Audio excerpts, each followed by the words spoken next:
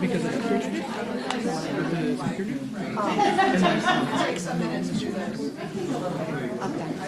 tell me how to pronounce your last name. And then Krista just reprinted this. So no Messia report no ALA. So this is.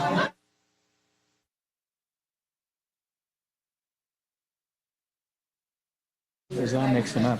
Then, Okay. Oh, that's all right. That's all right. That's all right. I'll go with that. Do you need a QR code? Paper. There we go. Okay.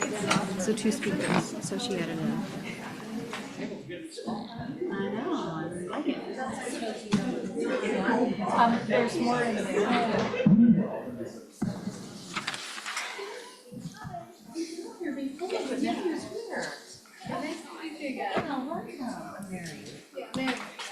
Did you? You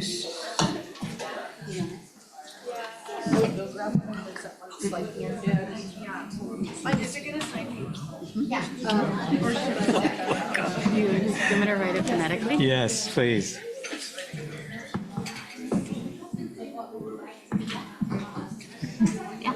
You got it. Thank you.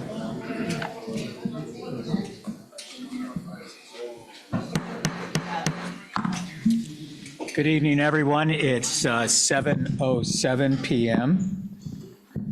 And welcome to the Board of Education meeting. Whoa. That's slow. Yeah. Mommy, mamu. There we go. Welcome to the Board of Education special meeting, theme study session in person and available via Zoom. I'd like to call to order the open session for this evening. We'll begin with our flag salute. I'm going to ask our brand new student board member Faruqi, to lead us in this Pledge of Allegiance.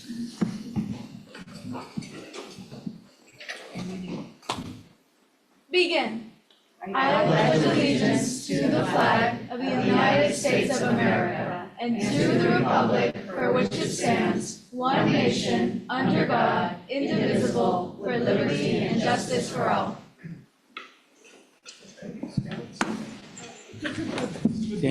Thank you, Student Board Member Faruqi. We'll now begin with introductions of board members and staff. My name is Adam Escoto, President of the Board, and to my right. Good evening and welcome, Nancy Altman, Vice President. Sarah Northrop Gaddis, trustee. Good evening, Mary Patterson, trustee. Hello, seniors. Good evening, bienvenidos, Iván Rosales Montes, trustee.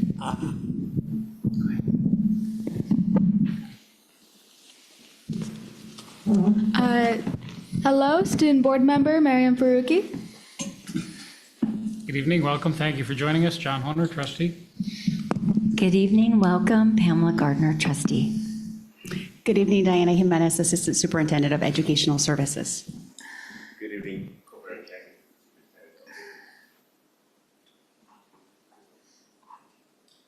Good evening, I'm Diana Taveras, Assistant Superintendent of HR.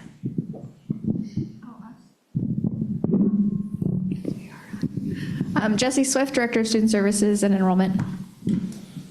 Ricky Kroll, Director of Grounds and Maintenance.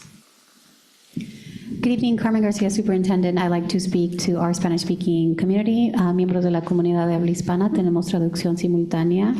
Por favor, hagan clic en el icono del mundo debajo de la pantalla. Hagan clic en el icono debajo de la pantalla. Es un mundo. Gracias por estar con nosotros.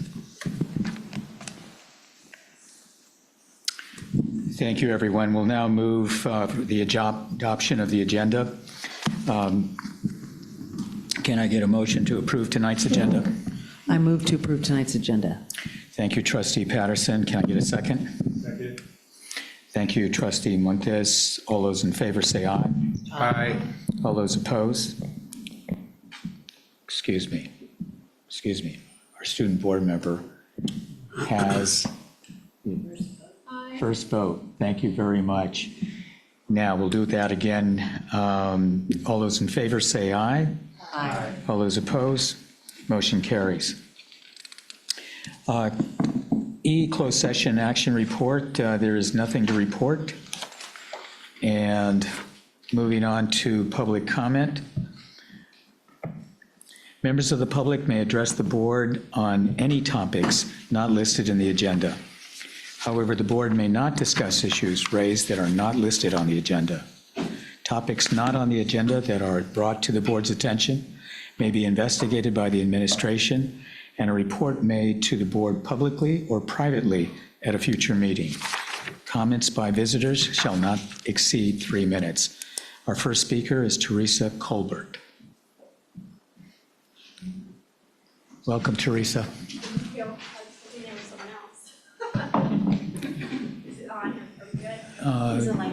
Is the light green on the top? If you press the button, there's a light that should come on. Hello? You're on. It's not green. You're on. I need my glasses. I am Teresa Colbert, the Elementary Vice President of MHFT. I feel it is my elected duty to tell you how many of the elementary teachers are feeling. While not all of the issues are due to choices made by this board, it is imperative that you understand the challenges currently being faced by elementary teachers so that they can be effectively addressed. The policy decisions being implemented at the district level are leaving many of my colleagues and I feeling exhausted, overworked, underappreciated, frustrated, disrespected, and micromanaged. It's a scary way to feel so early in a new school year. To begin with, if you add up the minutes of all the subjects that we are expected to teach daily, it's more than the instructional time that we actually have. It's an impossible task, yet somehow we're expected to do it. Student behaviors are becoming more difficult to manage, and we feel we have little support. We need to work on implementing consistent consequences for specific behaviors across the district. Many students are awaiting appropriate placement due to the current classes they need being maxed out and unable to take them. This leads to these students needing to wait to receive the supports they need. And in the meantime, it's impacting their learning, the learning of their peers, and the capacity teachers have to give their all to every student. We have inclusion teachers who do not feel supported. We have special education teachers being physically hurt. SPED classes are provided the contractually obligated number of paraprofessionals. However, the students' needs would be better served with more. We are attending more IEPs and SSTs than ever before, usually outside of our contracted hours. Some teachers are going to be teaching a new growth and development curriculum. Many of these teachers are fearful of doing this required job due to increased public scrutiny. Are parents going to be working to override the state standards, undermine district curriculums, and strip the academic freedoms in this situation, as well as already being attempted with other courses in this district? We're informed that the cost of benefits for our members on Aetna is going up 82%. That's insane and incredibly disrespectful and stressful to those impacted.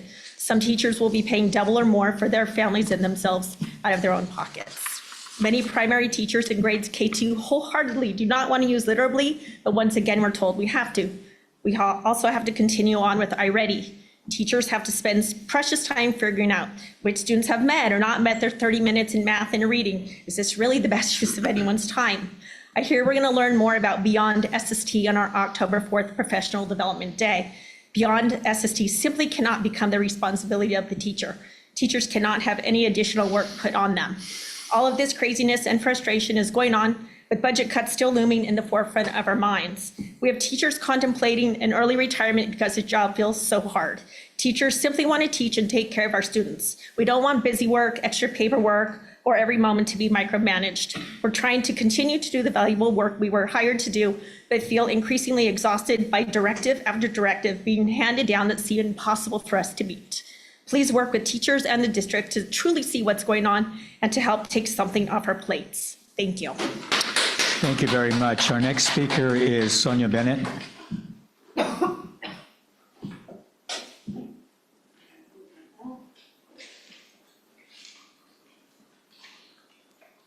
Good afternoon. This is going to be boring. This is the summary of the California Public Act of 2004. Really boring. On August 1st, MGT, a consulting company that was contracted by the district to manage the BAC, Budget Advisory Committee, presented at a special board meeting. The board meeting discussed the guidelines for the Budget Advisory Committee. There was no discussion on the scope of the work MGT would provide or the details of the contract, cost being the main concern.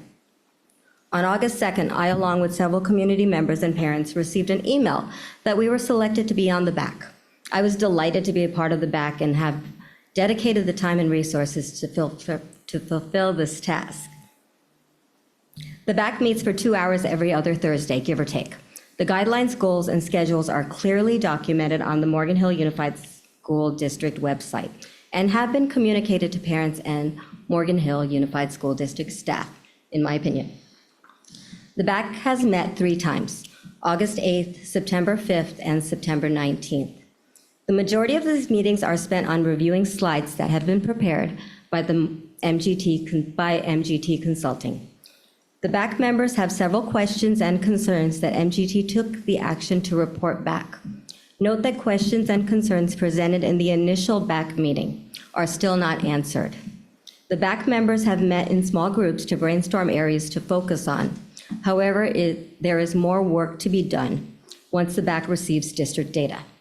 The minutes and presentations are published in a timely manner on the Morgan Hill website for the first meeting. However, for the second and third meetings, we need to work on that. They're still not published. The team will not meet again until October 17th. In the meantime, there are 2 community forums scheduled for October 3rd and 10th from 6 to 8 p.m. These meetings will be managed by MGT. The events are optional for the BAC members. MGT does not have a presentation created, nor have the events been communicated to the public. As we know, community events will have 0 success if they are not properly promoted. I have given my feedback to MGT, trustees, and district administration. However, there has been no action taken. The BAC team has not received any data to fulfill the task of creating a list of positions and programs to cut for the 2025-2026 school year. The BAC team has not received any data that tells us where the ESRA funds were spent during COVID times. The BAC team has not received any data that tells us where the $5 million of cuts have been made for the 2024 school year. I have tried to highlight these concerns to administration. However, I think I'm going to have to go the Freedom of Public Information Act. Thank you. All right, that concludes public comment. We'll now move on to communications. First up is Student Board Member Faruqi. Make sure your microphone is on. Hi, I'm Erin Faruqi. I was elected as the primary student board member for this year. I'm hoping to work really well with all of my fellow board members and to provide new opportunities to my students in Morgan Hill and help solve any problems that maybe the public or the town has. Thank you. Thank you, Student Board Member Faruqi.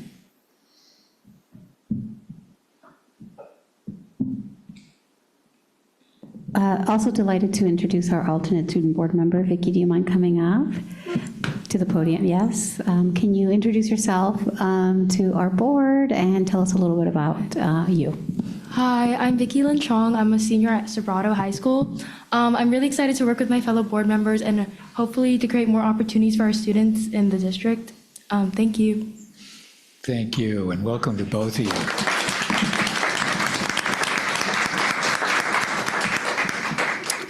All right, moving on, we'll have a report from the superintendent and staff. Thank you so much, President Escoto. Ms. Alvarez, can you please allow me to share my screen, please?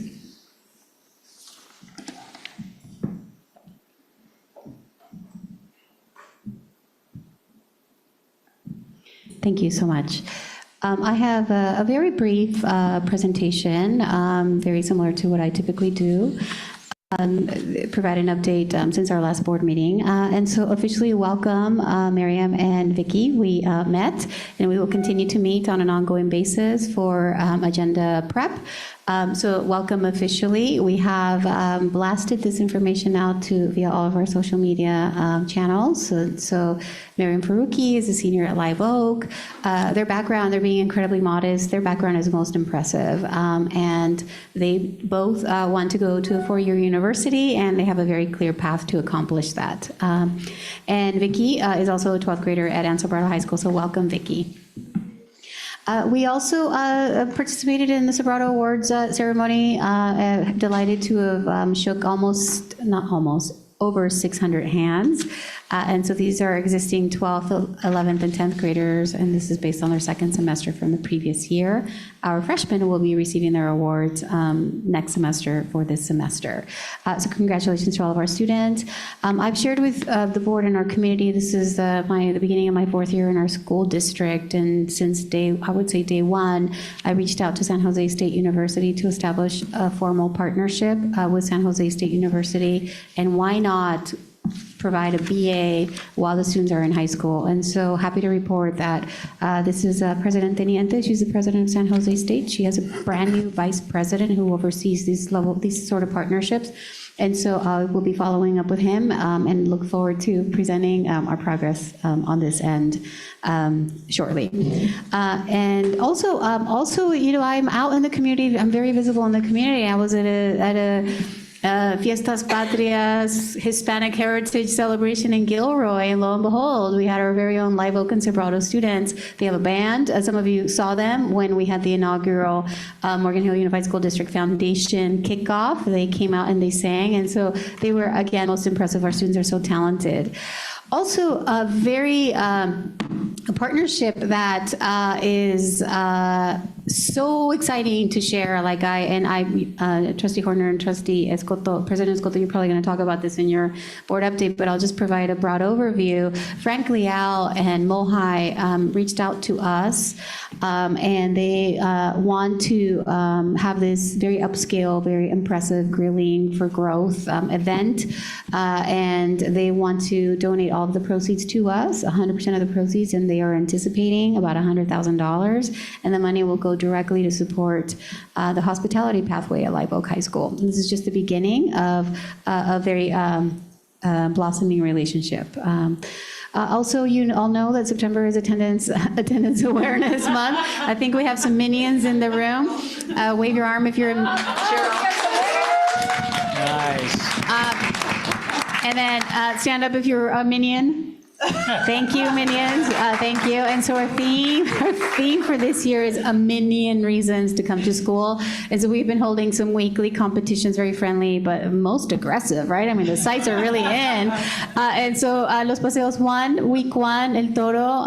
So Cheryl is probably wearing the shirt that they get. El Toro won the second week, and this week, San Martin went. Stand up. Principal Asen, yes. Thank you. And so we are absolutely, thank you to the Student Services team and all of the site secretaries and the attendance clerks and the teachers and the administrators and everybody who are very carefully monitoring our attendance. And we want to be at 95%. That's our goal. ADA. We also are continuing our back to school nights. Happy to see happy families, happy students, and faculty and administrators, and also trustees who are making their way around our schools. I continue with my coffee chats. This is something that I started my first year in this district, and I continue with those. My next one will be October 7th, and it will be at the Community Adult School. We plan to bounce around the district like we have in the past. I also have a district office Cookies with Carmen chat, and we came up with themes for the next one. I guess it's churros with Carmen and croissants with Carmen. So this is open to all of the district office administrators, district office employees. Also, I am really proud of the relationship that we have with the city of Morgan Hill, and this is a decades-long effort. 70 years, Trustee Horner, about 70 years in the making. You know, whenever we have heavy rains in Morgan Hill, the Llagas area, the Watsonville area has been flooding, and so now the Water District has been rerouting some federal dollars, so Zoe Lofgren, Congresswoman Zoe Zoe Lofgren made it happen. They are finally going to be implementing a flood protection project so that we don't flood in those areas. That's my report. Thank you so much. Thank you very much, Superintendent Garcia. We'll now move on to reports from our employee groups. Both Morgan Hill Classified Employee Association and the Morgan Hill Educational Leaders Association will not be reporting tonight. However, Jim Levis, president of the Morgan Hill Federation of Teachers, will do so. Good evening, President Escoto, Board Trustees, Superintendent Garcia, staff, and guests. On behalf of the Morgan Hill Federation of Teachers, I would like to congratulate and welcome our board member, Miriam Faruqi, and our alternate board member, Vicky Chong. We've had some incredible student board members in the past, and I'm super confident that you guys will bring excellence and good questions and information to the board from your fellow students. So thank you very much for being here.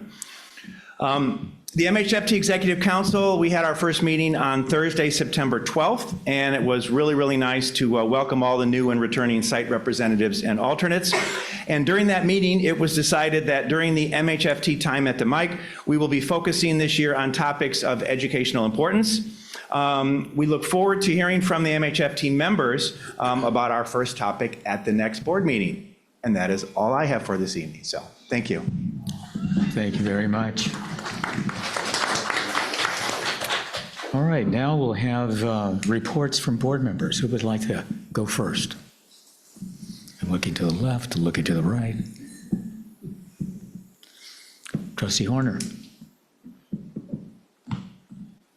I will see if I can follow Mr. Levis's example of brevity. So I won't report on everything I've been to. I will mention two recent gatherings. One, the Silicon Valley Education Foundation had their second annual policy summit.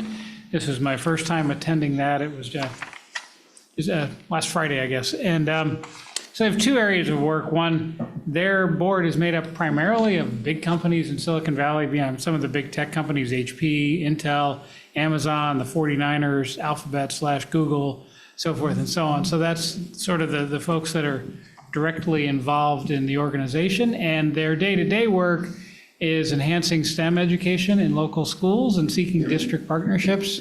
They have not worked with us yet, but so that, that conversation is open to, see if that's a resource that's helpful to us without overburdening our teachers, as we heard earlier. So, not every resource is the right resource, but certainly those are folks with a lot of talent and a lot of money and interesting to be in communication with. And then at this summit, the main topic was education funding in California. They've produced a video called Code Red, and it's about how the funds you're available to your school and your student depends on your zip code. And they lay out in great detail that since the 1970s, when the California Supreme Court actually said that the separate but unequal funding of California schools was illegal, then there was Prop 13, and yet it has continued. So where you have in our region, in our county, schools that literally have double the funding per student of other schools, and that is, fundamentally antithetical to the design and purpose of public education. And so two of the speakers that were there were Dave Cortese, a former county supervisor, former lots of things, now a very well-known effective state senator. He actually proposed specific actions on that. He said that he's going to bring a bill this next year that would say anytime the state does once again have a nice surplus, that 100% of that needs to be dedicated to backfilling the lowest funded school districts. He said that he expects that to fail in the legislature because of the politics, but he's designing it in such a way that interested parties could take it up as a proposition later. So a very, very specific thing. And then much to I think the surprise of all of us in the room, Cindy Chavez, now outgoing termed out supervisor, said, she's actually taken a job in New Mexico starting the end of this year. New Mexico. New Mexico. New Mexico. That's what I said. Sorry. She said, this is so wrong. It's been so wrong for so long that she intends to gather interested parties together to launch a major lawsuit against the state to force this issue back to the forefront in a way it hasn't been in 30 years.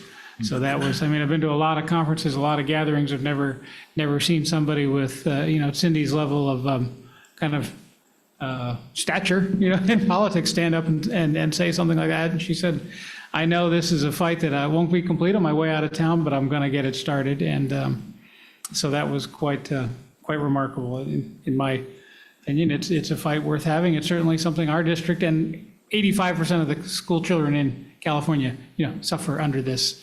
The inequities are not an accident of history. They're a design. So that was quite a remarkable conversation to be there for. I did not expect that, but there's a lot of work to be done.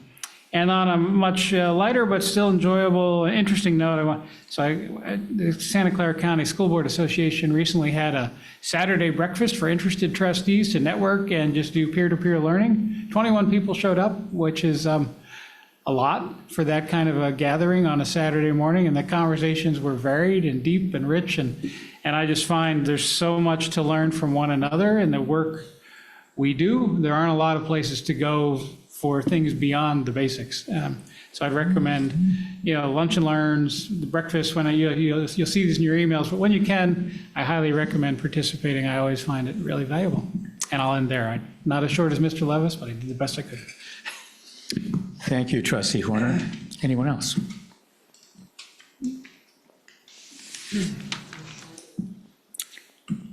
Trustee Montes. Just very briefly, I had the opportunity to attend the South County Youth Task Force with Director Swift. She provided a great presentation or update to the committee. We spent most of the time talking about the strategic plan with folks in attendance and the update that they provided. And context for us, this is a line item within our LCAP. So we have an expenditure to participate within the South County Youth Task Force, and it's a space where a collective, Trustee Patterson has represented as well on that committee. And so essentially where we're at with the committee is they are on track to complete, they have 48 total outputs for their strategic plan. They're on track with 32. Those are on track completed. 14 have not yet started and 2 need attention. Then there was a brainstorm around community metrics, community indicators that the committee wanted to explore further. That's my report, and I'll share the deck. Great, thank you very much. Anyone else? I'm going to ask the president of the Morgan Hill Unified School District Education Foundation to give a quick update.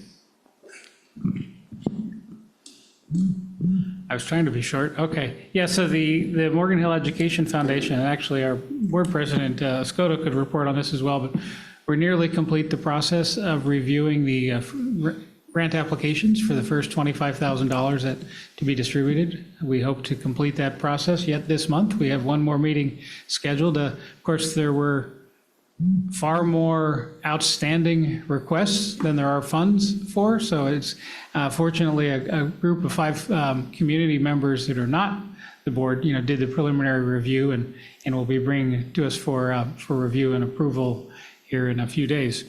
And then we're very excited about the MOHI event that Dr. Garcia spoke about, that the funding for that is intended to be coming through the foundation again.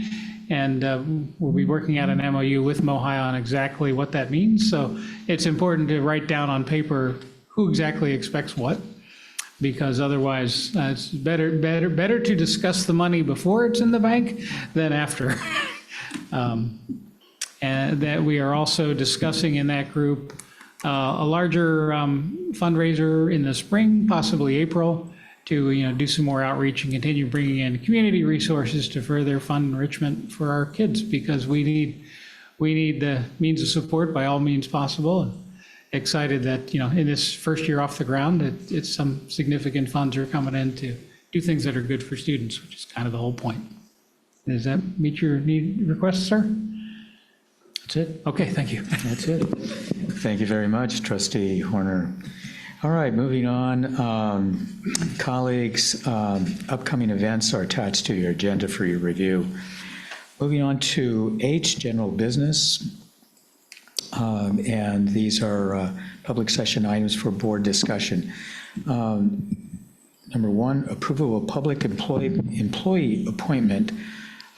Director of Fiscal Services, Assistant Superintendent Chang will introduce Doris Lopez. Thank you, President Scotto. I am delighted tonight to introduce Ms. Doris Lopez. Ms. Doris, can you stand up?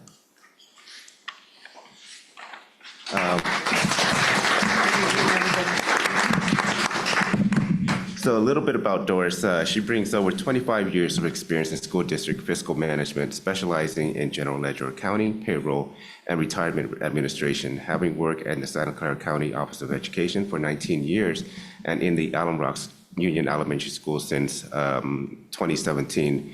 Doris has a vast experience leading the transformation of financial systems, enhancing data management and reporting capabilities, including the implementation and maintenance of position control, work calendars, salary schedules, in collaboration with human resources and the business department and other educational partners.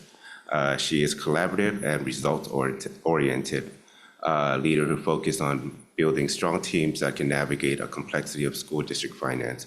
Her passion for education and commitment for fiscal responsibilities align closely with the mission of the Morgan Hill Unified School District, and she is eager to contribute to our continued success. Thank you, Doris. Thank you. Good evening, everybody. Board of Trustees, Dr. Garcia. Thank you for the opportunity, and I'm honored to be part of the team and looking forward to working with everybody. Thank you. Thank you very much. Colleagues, do I have a motion to approve this appointment? Motion to approve the appointment. Thank you, Trustee Montes. May I have a second? Second. Thank you, Vice President Altman. All those in favor say aye. Aye. All those opposed say nay. Motion carries. Congratulations. The next item is approval of public employment appointment. Bond Program Director, Assistant Superintendent Chang will introduce Joe Andrade. Thank you again, President Scotto. I'm equally delighted to introduce Mr. Joe Andrade. Joe brings over 20 years of facilities management experience, including extensive expertise in bond project management, space planning, capital improvement projects, optimizing resources and allocations, and cross-functional teams leadership. He holds multiple certifications, including a project management master certification and a leadership for higher education institution certificate. In his current role as facilities manager at San Jose City College, Joe is responsible for the comprehensive management of 3 sites covering over 600,000 cleanable square feet, 24 buildings, and vast outdoor spaces.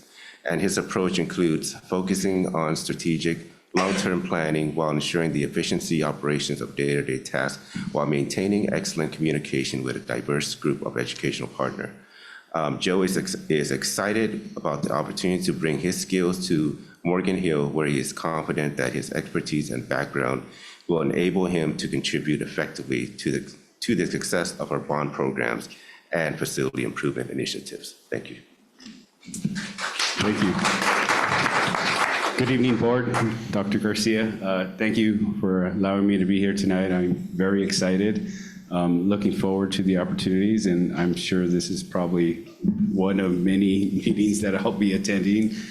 I'll probably be presenting to you at some point in time, so I'm looking forward to that.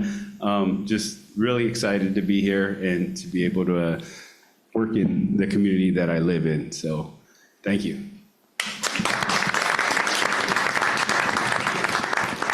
Colleagues, may I have a motion to approve this appointment? Motion to approve the appointment. I'll second. Thank you, Trustee Montes and Vice President, what's her name? Altman. All those in favor, please say aye. Aye. All those opposed, please say, I'm sorry, please. No one's opposed. So one more time, I'm sorry. All those in favor say aye. Aye. All those opposed say nay. All right, congratulations, Mr. Andrade. We're going to take a quick photograph of our new staff members, and I invite all of my colleagues. Yeah.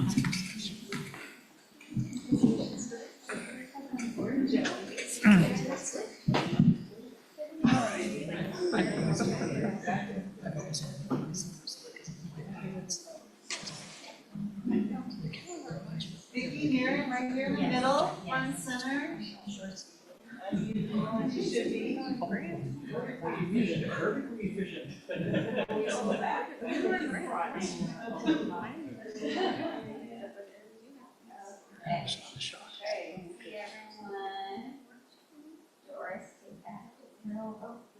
Okay, perfect, that's perfect. Okay, ready? 1, 2, 3. One more. 1, 2, 3.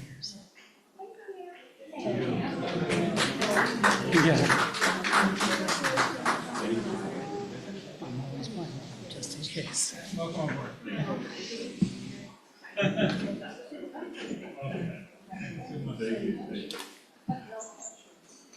Yeah, shoes. Yep. Theme study session.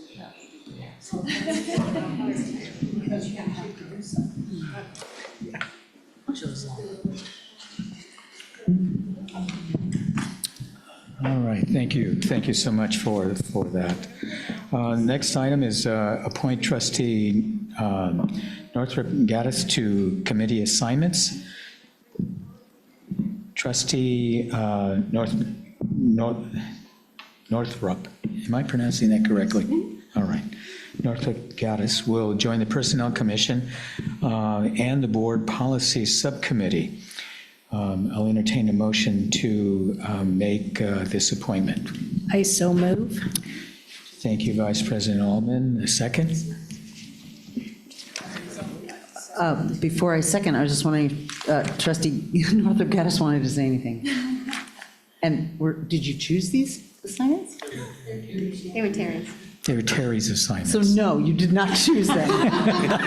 Bill, thank you so much. But she graciously accepted. Fantastic. There you go. I'd like to second the motion. All right. All those in favor, say aye. Aye. Oops, excuse me, I'm sorry. I've got to get in the habit of making sure that we include our student board member on this one. Student board member, how do you vote? Aye. Thank you. Colleagues, all those in favor say aye. Aye. All those opposed? Motion carries. Congratulations. I'm sorry? You have a question? Yes. All right. Is your mic on? Yes, it is. When do we, as a board, when do we revisit the committee assignments? We will do that in, Is it I believe January? it's November? It's December. It's December. December, Is when okay. we'll Okay, reorganize. that's, Yes. I thought it was December, January, but wasn't sure. So right Okay. now, you have the same committee assignments. Yes, All right. okay, perfect, thank you.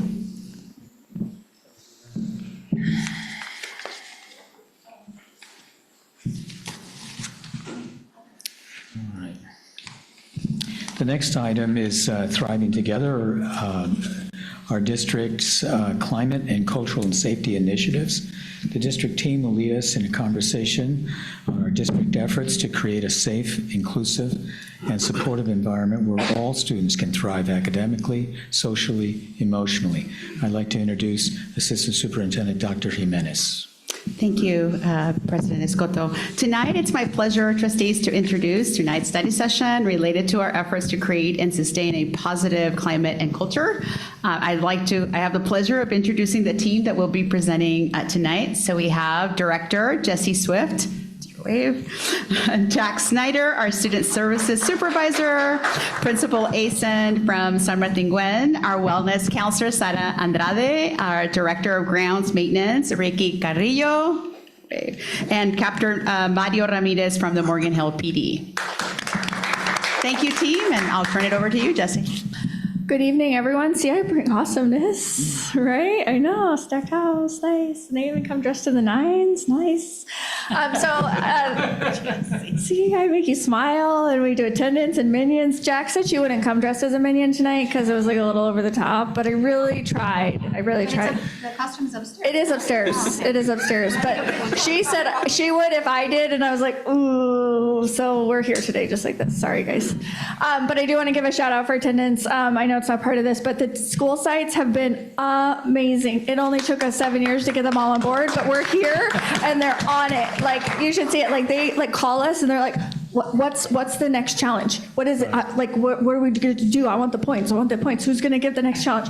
And like, they want insider information. So it's like really exciting. And so we're like, yes, finally. So big shout out to the school sites and their attendance. And we're actually up 1% from this time last year. So if you look at beginning of school to now last year, we're up 1%. So that's a huge difference in just thinking about the impact it has on student learning and our attendance rates and all of those things. So shout out to principals, attendance clerks, office staff, teachers, families, and community for really thinking about attendance in a different way. So I'm really excited about it. Plus, it's so fun. So, okay, back to this. Thank you.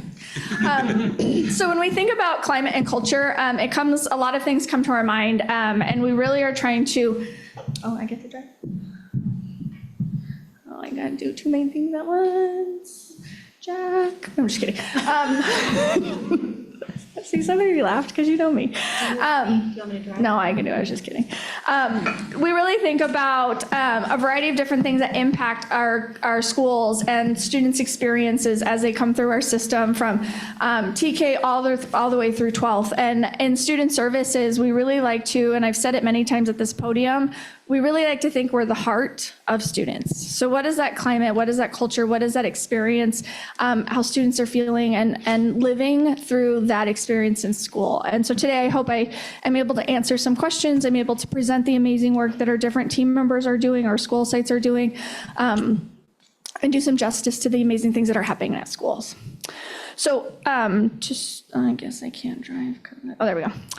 So when we think about climate and culture, we often break them apart, but the climate of a school is really the feeling when somebody walks in on that campus. It's shaped by the physical environment, the safety, the discipline policies, interpersonal relationships. What does that feel like when you walk on campus? And you can walk on any campus and kind of have that, like, oh, this feels a little tense, or you walk on and you're like, oh, and you want hugs and rainbows, and it just has this different kind of feeling. So that's really the climate you're feeling on that campus.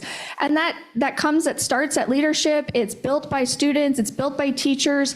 You can walk into a classroom and feel the same thing.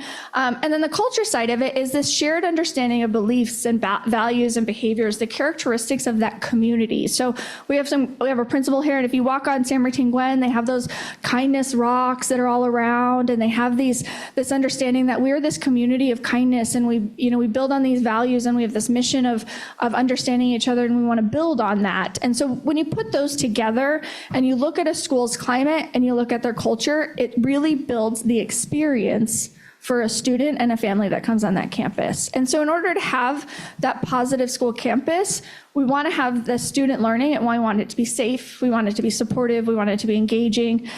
We want teachers' effectiveness. We want them to they're more effective when that climate is positive, and that culture, they have common beliefs. We talk about that all the time. Teacher efficacy, if they're all moving in the same direction, we see a more effective teaching practices.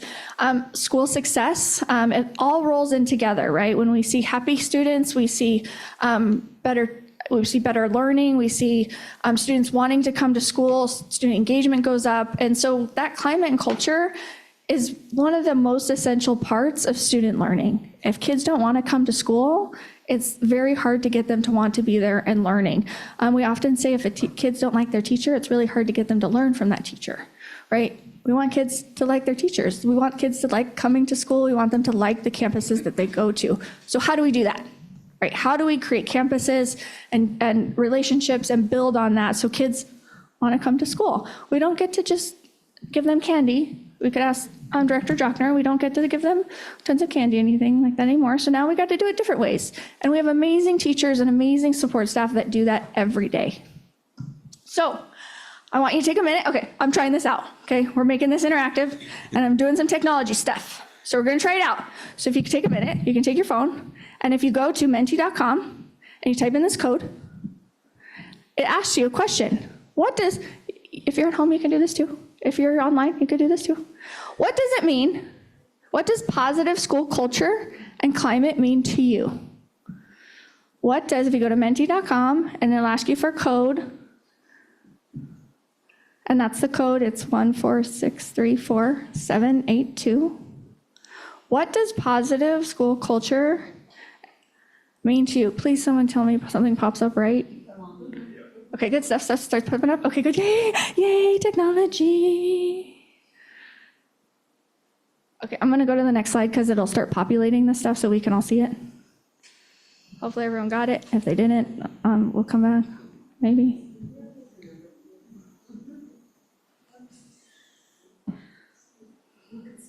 Oh, look. Huh? It didn't. Oh, it doesn't change. I clicked on the link, but it doesn't change. Oh, it's not share narration.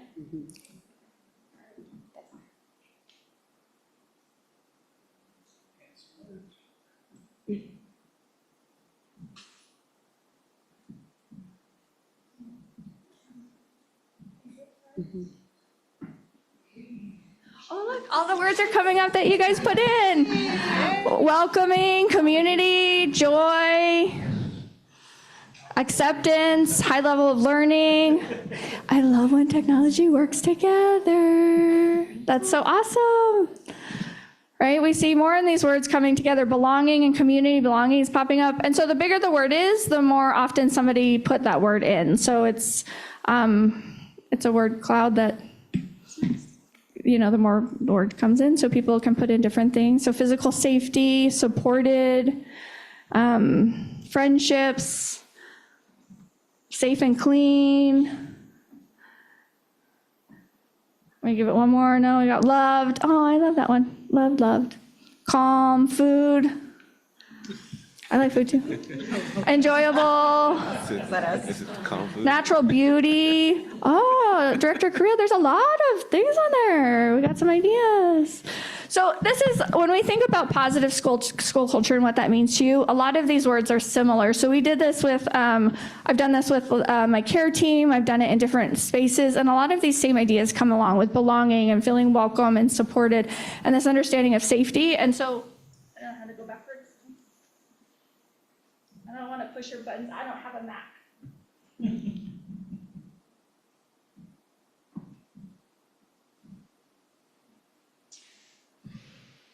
So what comes up is a lot of these same things, right? So when we look at quality relationships came up.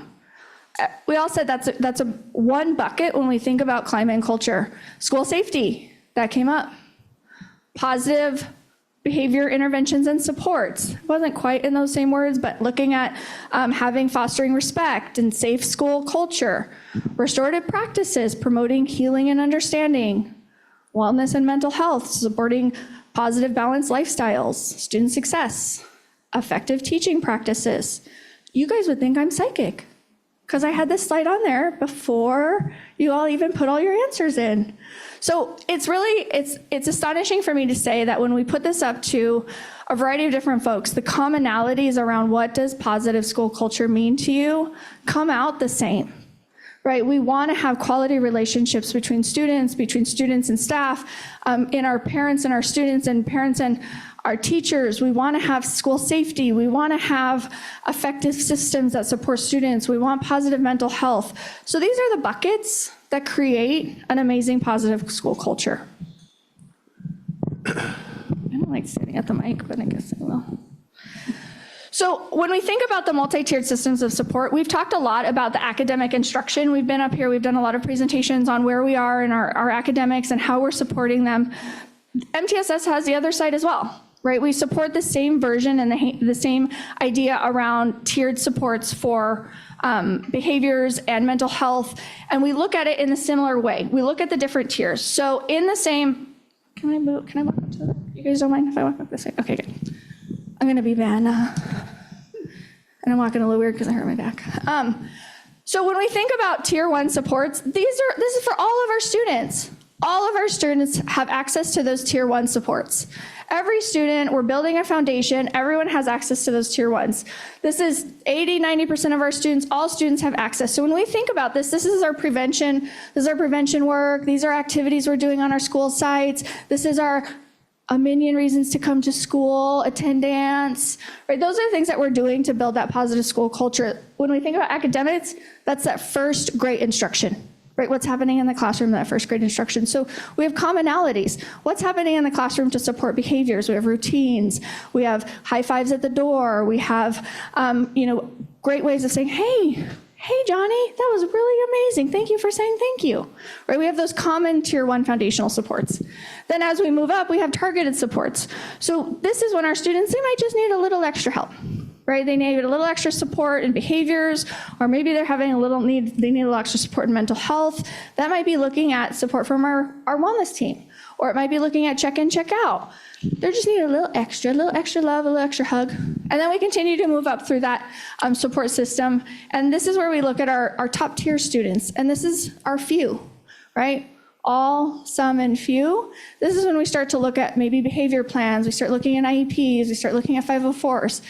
This is the more targeted and intensive support that we offer students. Maybe we start referring out to look at some of our partnerships and being able to have them support in that space. Maybe it's looking at, like I said, an IEP, or being more targeted in that way for an individual student. So we do work within the MTSS system when we think about behaviors, and they align with the work we're doing in instruction. So a lot of the times we think they're not the same, but they work together in tandem. When we have students that aren't successful in their mental health, in their social emotional learning, it's hard to also learn in that same space. So we have to work with them together. We've been working on MTSS for a really long time. Before I started here, they were working on MTSS. When I came here, we were working on MTSS, but it was very isolated at the school sites. Every school site kind of was doing their own thing, or they were working in isolation, and they had their own ideas and their own plans, and it wasn't with that efficacy. So so that was prior to 2021, 22, and before. And then we started working with Santa Clara County of Office to develop a focused plan. So we wanted to come up with an MTSS plan that had vision and mission and a focus for the district, so that it was tiered, supported, and had really identified district-wide supports, site-based supports, and a focus. It was originally focused within our special ed team, and then we had different representation that came through. They would add different groups to that cohort through Santa Clara County of Office, Santa Clara County Office of Education. And then that started to continue to grow. We realized that it's not a SPED thing. It's an everyone thing. Every student, every day, we support everyone. So it's not SPED students get MTSS, or EL students get MTSS, all students get MTSS. And so that work shifted, and we started to integrate PLC and the response to intervention. And so the district committee was formed to help support the MTSS work within SCCOE. We're gonna try really hard not to say SCOE, SCCOE. New members started to join, and then we had the handbook started to be implemented. We started gathering input on the vision and the mission. We started presenting to different community members and stakeholders to get input, and then we started blending that academic and behavior supports. So as we move forward, we're continuing that communication rollout, because we have a handbook. But now it's about getting that word out of what does it look like? How do we use it? What are the implications for it? How do we get it in teachers' hands to be able to be usable, right? Because we could have it on a shelf and it could sit there, but if it's not usable, then it's not gonna be helping support our students. So it brings us back to that DeForest question of, what do we do when students aren't successful? How do we implement that in PLC? How do we support that moving forward? So I'm gonna pause. Are there any questions so far? That was a lot of talking. No? What? Awesome sauce. Okay, then I'm not gonna pause. And we're gonna start thinking about and shifting into PBIS. How many people have heard of PBIS? In the audience, PBIS? Woo, woo, yeah. Okay. So when we think about PBIS, positive behavioral intervention supports or systems, it's been interchangeable. A lot of people think they're different or separate, but they do have commonalities, and we do work within both. So with MTSS, it's really thinking about concepts and skills. It's teaching this model. It's looking at evidence-based practices. PBIS does exactly the same thing, right? But it's looking at maybe a different set of skills, a different set of tiers. But when you combine them both, the idea around it is really looking at tiered levels based on evidence, using data, and having an ongoing assessment process for monitoring. So we're really, a lot of the time we hear, we're adding another thing, it's another thing on, it's how do we create this thread of support? PBIS is a part of the MTSS system that allows for another layer of support for students to build within that thread to help support the tiers within behavioral interventions. MTS is like the big umbrella, and within it, PBIS is one of those little middle things in an umbrella. It says part of it. I don't know what those middle things are called. See, somebody. So my PBIS partner in crime is Jacqueline Snyder. So I'm going to invite her up here because I'm sure you guys are tired of hearing me talk. So Jack, come on up. Thanks. Jacqueline Snyder is our PBIS extraordinaire too. She helps me. She's supervisor of student services with me. And so I turn it over to you, Jack. Hello. So I think Jesse already said what was PBIS, but basically it's just a proactive approach to school-wide behaviors and creating a positive and safe learning environment. We use our tier 1 and our tier 2. So tier 1 is our universal. So that's the posters that we put up and the slogans we create and kind of the climate that we're setting at the schools. And our tier 2 is targeted. So this could be skills groups. It could be more like check-in, check-outs at school sites. And then the intensive tier 3 is going to be very individualized. And that could be wrap services for a family, or like Jesse said, a behavior intervention plan. And then just by focusing on the preventions and supports and a positive school culture, PBIS helps create an environment where students feel safe, respected, and ready to learn. So we have a game for you. It is called Myth or Fact. No, you have to skip them. Sorry. I only made so many guys. I'm sorry. Sad face. Right? Yeah, it's because they already know all the answers. I mean, I was thinking the same thing. Thanks, Mary. So the rules of this game is on one side you have myth and the other side you have fact. We're going to ask you some questions. Sure. We'll give you some time to talk to your partner so that we're not putting you on blast. We go from easy to a little more tricky. Okay, so it gets easy to a little more tricky. And these are our PBIS myth or fact conversations. And so we're going to read the statement, and you get to determine. Let's write that. Okay, the rules are you get myth or fact on the side. They go from easy to hard. You get time to talk to your partner for a couple seconds because we don't want to go forever. And then you get to decide if it's a myth or a fact, and you'll turn over you'll point it towards us if you think it's a myth or a fact. The answer, okay?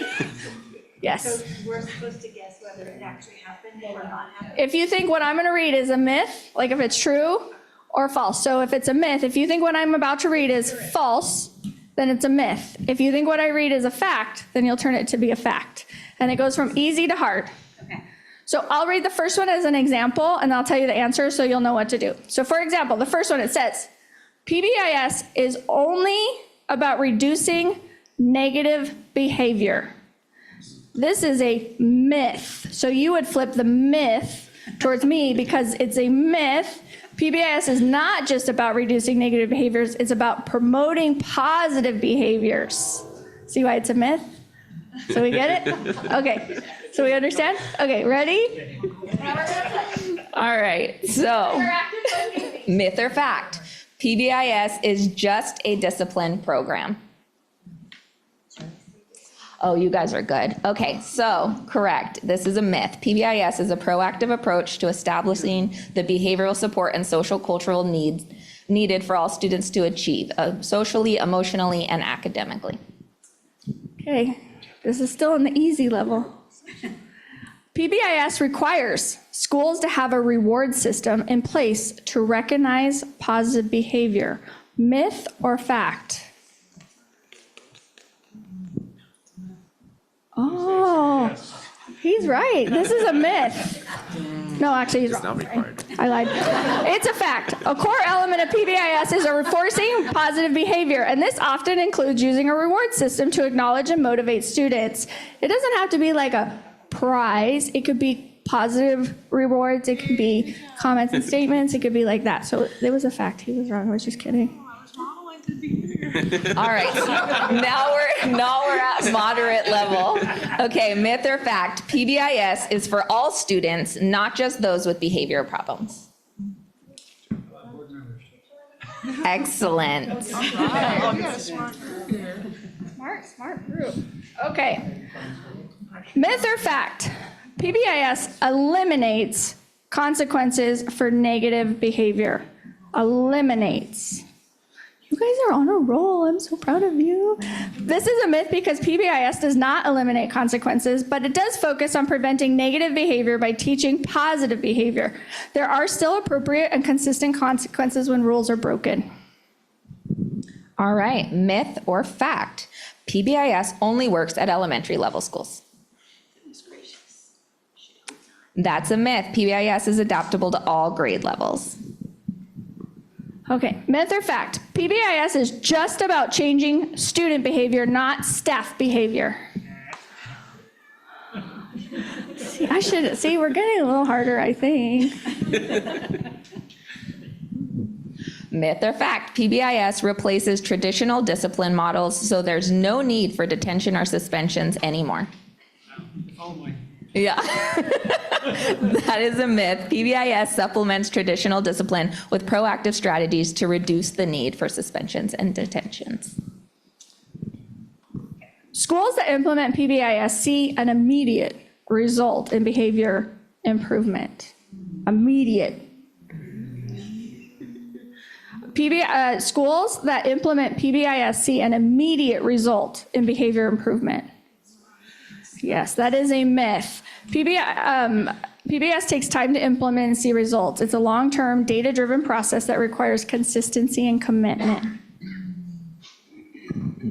All right, myth or fact, PBIS requires ongoing staff training and data collection to be successful.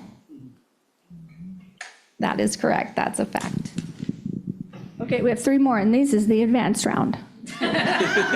Advanced round. Ready? Okay.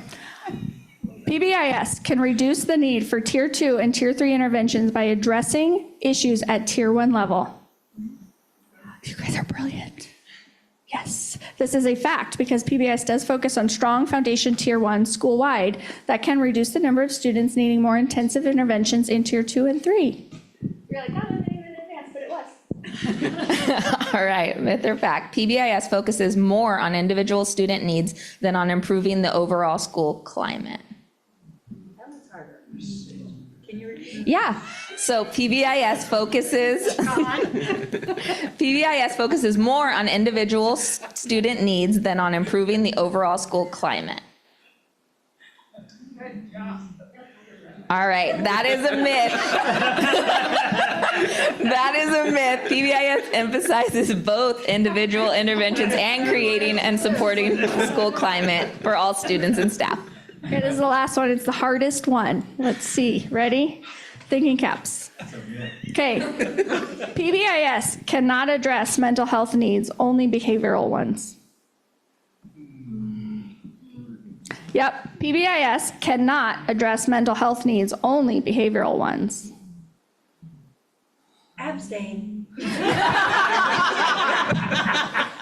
This is a myth. While PBIS focuses on behavior, it supports mental health by promoting a positive school climate, addressing social emotional needs, and linking students with appropriate Tier 2 and 3 mental health interventions when necessary. So round of applause. Everyone did very good. Good job, you guys. And difficult. Some of them are a little difficult. That was stressful. Thanks for playing with us. I think you have a question. Oh, yeah. Yes, question. Yes, thank you for the hands-on Yes. opportunity. I really appreciated your second slide that framed the conversation around climate and culture, and you provided a working definition on what that meant. Within, and I see the through line in terms of the buckets for climate and culture, and I can map those specifically, whether it's interpersonal relationships, discipline policy, safety. When I'm looking at the culture piece, what's outlined in the working definition is mission, vision, and values. And I'm wondering, through the work that you have done here, what has that looked like across the timeline that you showed today in terms of work around the mission, vision, values for this work? So there's a couple of things. So specifically, we worked with the mission and vision with the MTSS committee. So the committee came together and they came with a working definition, and then each of us went out to our different constituents. So I went out to CARE and went out to student services and went out to our CBO partners, and we reviewed that vision and mission and asked for input, and then brought that back to the MTSS committee. And then we also did that with the Guiding Coalition. So we went out to the Guiding Coalition, asked for their feedback, and we brought that back to the MTSS committee. And then we reworked that vision and mission into the MTSS vision and mission that's going to go in that handbook. And so that's the specific work around the vision and mission for MTSS. Is that what you're kind of referring to? Well, I do see MTSS and PBIS as that through line, right? And I appreciate these efforts in how you are codifying these practices. When I think of just long-term, anyone who's new to our organization, how do we bring people on board is having, these practices codified and developed. But I'm thinking big picture, right? So it's just a wonder. Right. So with the big picture, what we're trying to create is this that same through line with the weave of how does MTSS is our big umbrella, and then underneath that, what does that look like and what falls underneath that space?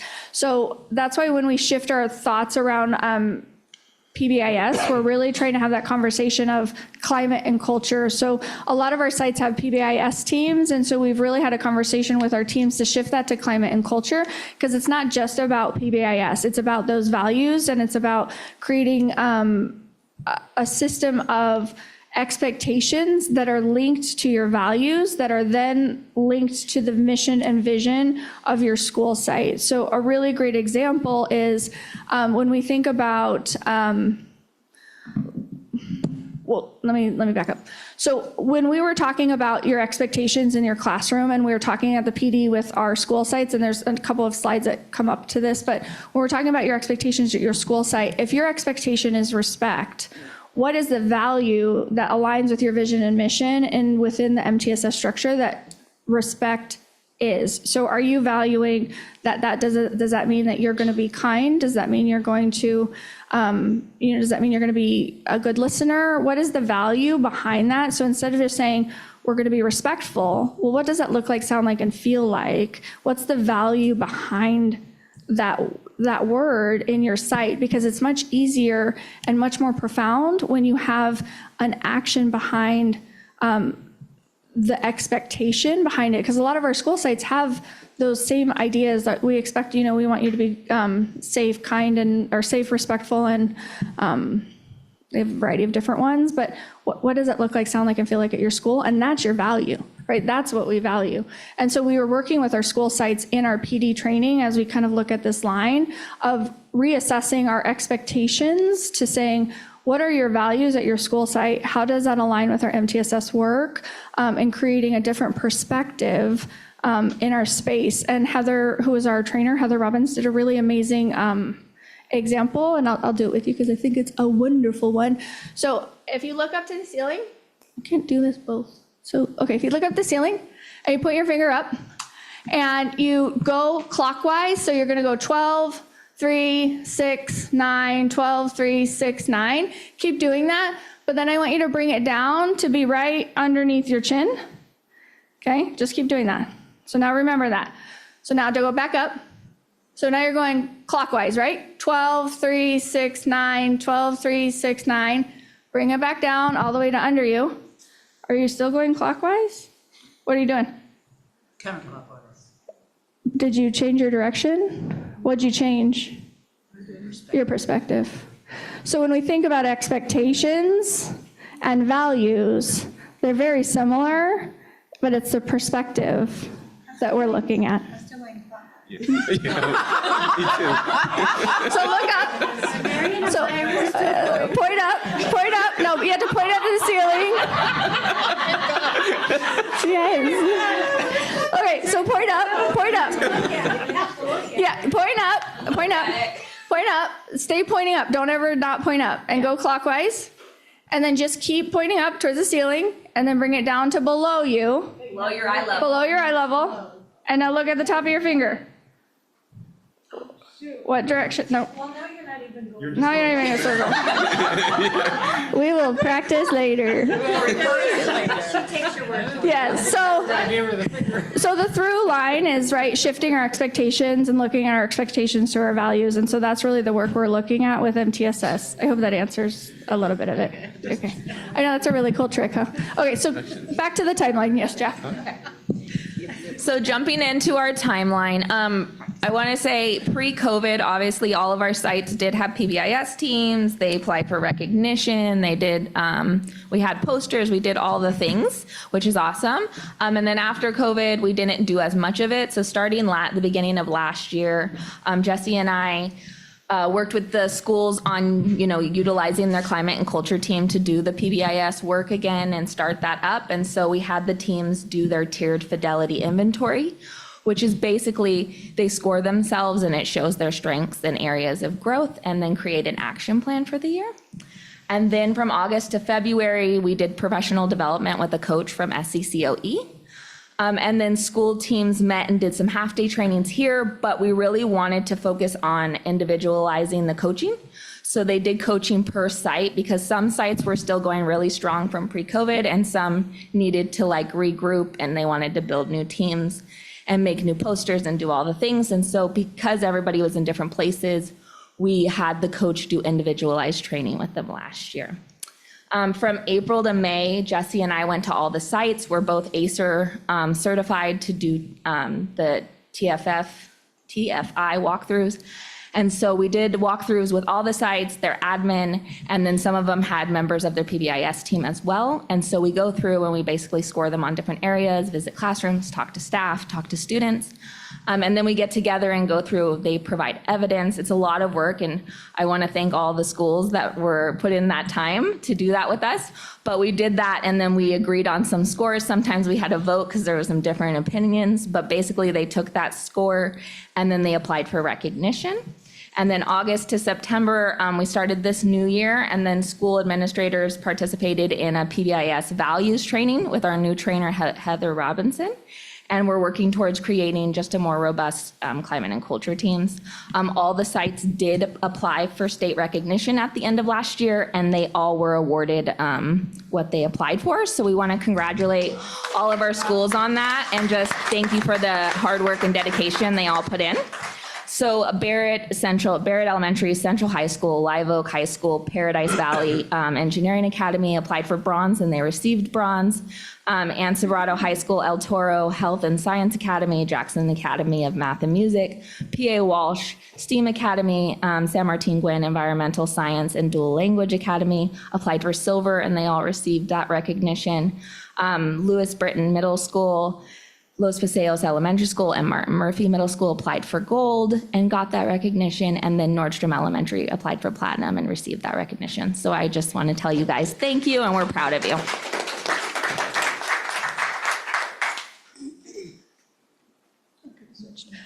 So this is one of the slides that we worked with Heather. So when we talked about that through line, we're really looking at the systems, our practices, and our data, and how do they align and come together to be able to build that climate and culture team. So one of the focuses is how do we systematically look at data? How do we systematically look at students? And how do we create a net to ensure that we're catching all of the students before it's too late or before they start to get to a space where they're either getting in trouble or their attendance gets too high or their absenteeism gets too high. So we're trying to create the system that we're using all of these different pieces.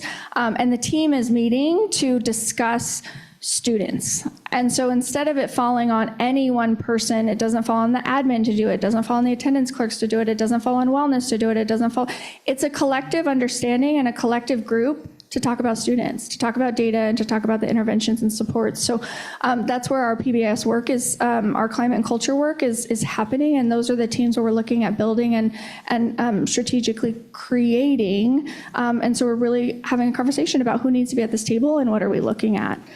So that brings us to our climate and culture teams. We're really focusing on that data cycle, right? How do we identify issues? How are we analyzing that data? How do we create plans?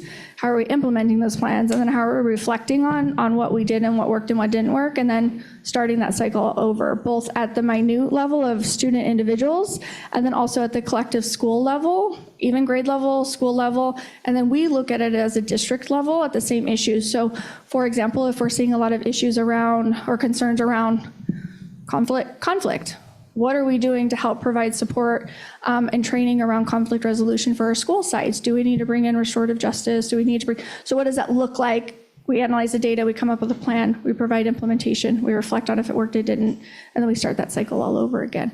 But our teams, the structure is really looking at them to be meeting weekly or every other week at the school sites, collaborating with different people in their staff, so classified support, certificated support, really being creative, right? Our yard duty should be part of those conversations. They work with students a lot. Our wellness team should be part of those conversations, and then really creating these robust action plans to support students and the school sites, climate and culture as a whole. I have to tell you, climate and culture teams are like my favorite. Like if I could live in this space, I love climate and culture teams because you get to look at data and you get to come up with action plans and then you get to do it. And then you get to see stuff and it's awesome. So I love climate and culture teams, in case you're wondering. So if you ever, I like Christmas cards, no, I'm just kidding. With the professional development plan, this is our work this year with Heather Robbins. And so we do have 5 half-day trainings with admins and teams. And this is the composition of what we're looking at for the half-day days with the teams. And then we have monthly coaching with the site support. So we've already completed all of August and most of all of September. So we've gone through 2 months already of those coaching cycles. And we've outlined some of the goals created for this work this year. So really focusing on that tiered fidelity and those action plans, having high functioning climate and culture teams that meet regularly and using data to inform their decisions, and then really having a robust tier 1 foundation in their practices, and then really starting to look at those tier 2 and tier 3 supports, and what do those look like at each site. So that's kind of the gist of PBIS, climate and culture. Are there questions there? Yeah. So I think I really like your program and how you're going about it. I know you mentioned how this was supposed to be meant for all grade levels to 12th grade as well. I think that, as from my perspective, I think this is really good for like elementary schools, where it's like building this foundation of like respect and this reward and punishment kind of program will definitely help build like the targeted school climate that we're looking for. I don't understand exactly how you guys are going about it to make it effective for the middle school and especially high school level, where like the school climate is already like naturally starting to go away from how schools want you to be and more towards how everyone else wants you to be. So I'll give you a perfect example. So Live Oak, going for gold. Have you heard that statement this year? No. So your theme this year is going for gold. And last year, and I'm going to give a shout out to your admin team.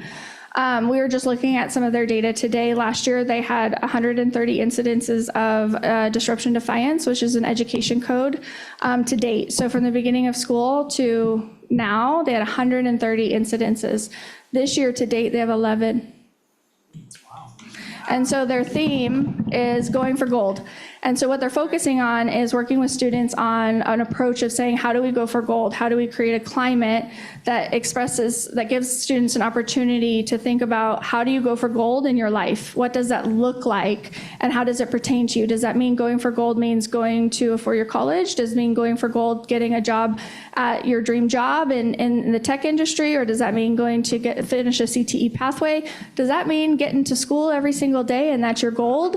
That's what that means. And so really having a conversation around what your value is at your school site and having a focused approach of, we're going for gold here. That's what we want all of our students to have an understanding and a direct path of saying, we are going for gold because our students deserve the best and we want them all to achieve the best. And so all of their teachers and all of their admin are working towards that common goal and that common language. And what does that look like and feel like on that campus? And so just in that small work with just their admin and their teachers, we're already seeing this shift in how they're approaching different scenarios that are happening on campus. Is that helpful? Yeah, I think that provides a good progress on how this program affects high school. Yeah, secondary is definitely a little bit more difficult because you don't get tickets and you don't get, some of those things aren't as it. But I think if you attach a value to what school sites want, it's a lot easier for us to say, what do you value as a school site in your culture, right? Do we value student voice? And you're here as a perfect example of why the district, we value student voice, and so does Live Oak, and so does Serato, and so does Central. So a value of ours is to hear student voice. And so we want that, here's what that looks like. And so that's important to us when we think about our goals, and we want to hear from you. Okay, thank you. You're welcome. Yeah, Vice President. Thank you. Director Swift, I'm wondering, is there any move towards expanding the use of restorative justice and how that would fit in? I sure hope so. That's my bread and butter. Okay, then I see RJ fitting in tier 3. Right. I think RJ can fit everywhere, right? When we think about RJ, 80% of the work is done in the relationship building, right? When we look at restorative practices, 80% happen in those early conversations, in the relationship building in the classroom, those circles that are happening in the classroom ahead of time. That 10% is the restorative circle after something has happened.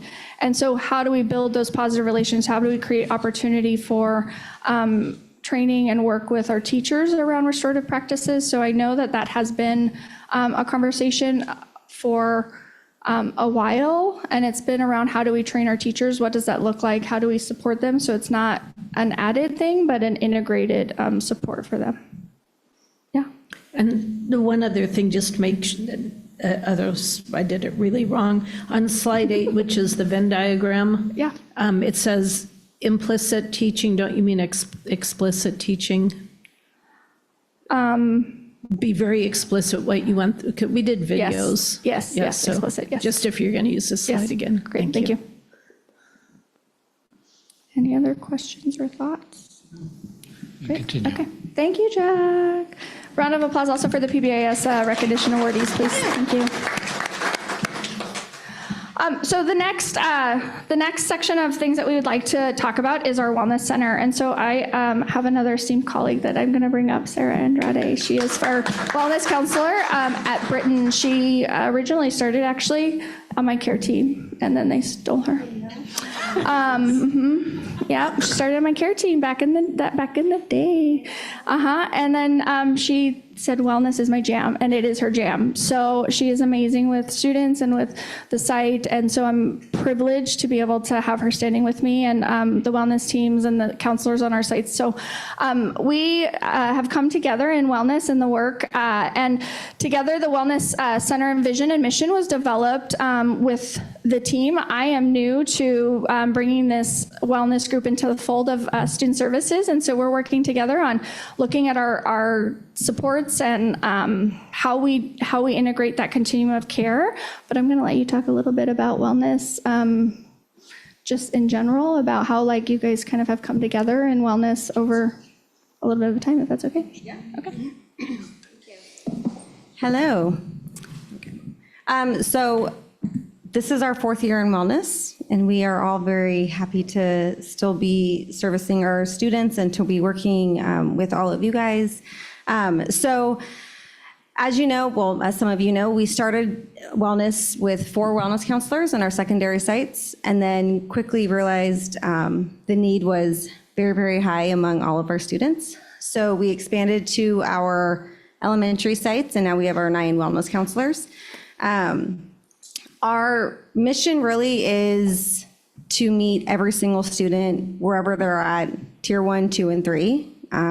It's very wide, but we do it all, and we definitely do not do it alone. We realized very quickly that when we came on board, we didn't know what the spaces were going to hold for us and what the students were going to need. And so our responsibility kind of is a huge wide range, but I will say that we work really well together as our climate and culture teams at every site. So we're still developing that, as Jesse said. And so right now we still have our 9 wellness counselors. We are really working as a PBIS team and as a climate and culture team, and what that looks like for the future of our students.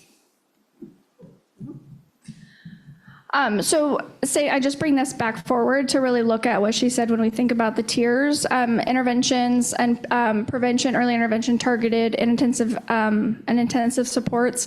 When we think about the wellness team, a lot of their work falls in that targeted intervention support. So a lot of their work is in that sort of tier 2 space.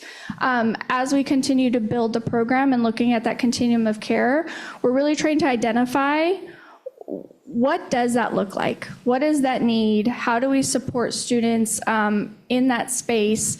How do we support that continuum of care for CBO partnerships? How do we provide prevention, early intervention at that tier 1 for school-wide sites? So just today we had one of our wellness meetings, and we were really taking a strategic look at what does that continuum care look like, and how do we provide support for the most amount of students in the most impactful way. And so when we think about wellness, I just kind of want you to think in your head, it's really looking at that targeted intervention in that kind of tier 2 range. Yeah. Super helpful information, Jesse. One of the questions that I was wondering about is, what has been the impact on tier 3 referrals to CBOs? And I'm just reflecting, as in previous practice, it's always been, the handoff has historically been, it's trust. And so I'm wondering maybe if you can share a little bit in terms of how have wellness spaces, how have handoffs to tier 3 or CBO partners in terms of wellness been impacted? What's changed since we've invested in the wellness centers? I don't know if this is consistent with what you're asking, but I noticed in the presentation, you have a section there regarding CBOs and the partnerships that we have. So is it possible to? I think it's both and. Okay. So there is an impact on our CBOs. What we've had to do is shift how we provide services. So a perfect example is not all of our school sites, actually, let me back up. Can I do the timeline, and it will feed into that question. So back in 2019 and before, the main supports we had for mental health was our prevention, early intervention, and our schooling services. We commonly refer to them as PEI and SLS contract, and our discovery counseling were our main 3 providers that did a lot of our mental health. We did have some other CBOs that provided some little supports for different things. And then when I came on, we expanded. So we added a couple of different providers and supports. We had the Thrive contract, we added Living Above the Influence. And then each year, one of my strategic goals was to expand our partnerships. And we did. We expanded exponentially. We expanded our partnerships to include youth space, connection practices, IIRP, New Hope for Youth, We really tried to fill the gaps of areas that we needed with mentorships, with tutoring, with diversity, with different areas that we found there was a need for. And then we were able to bring in the wellness centers. And so what we had to do is we had to shift what services were available to students. So a perfect example is not all of our school sites have SLS and PEI services.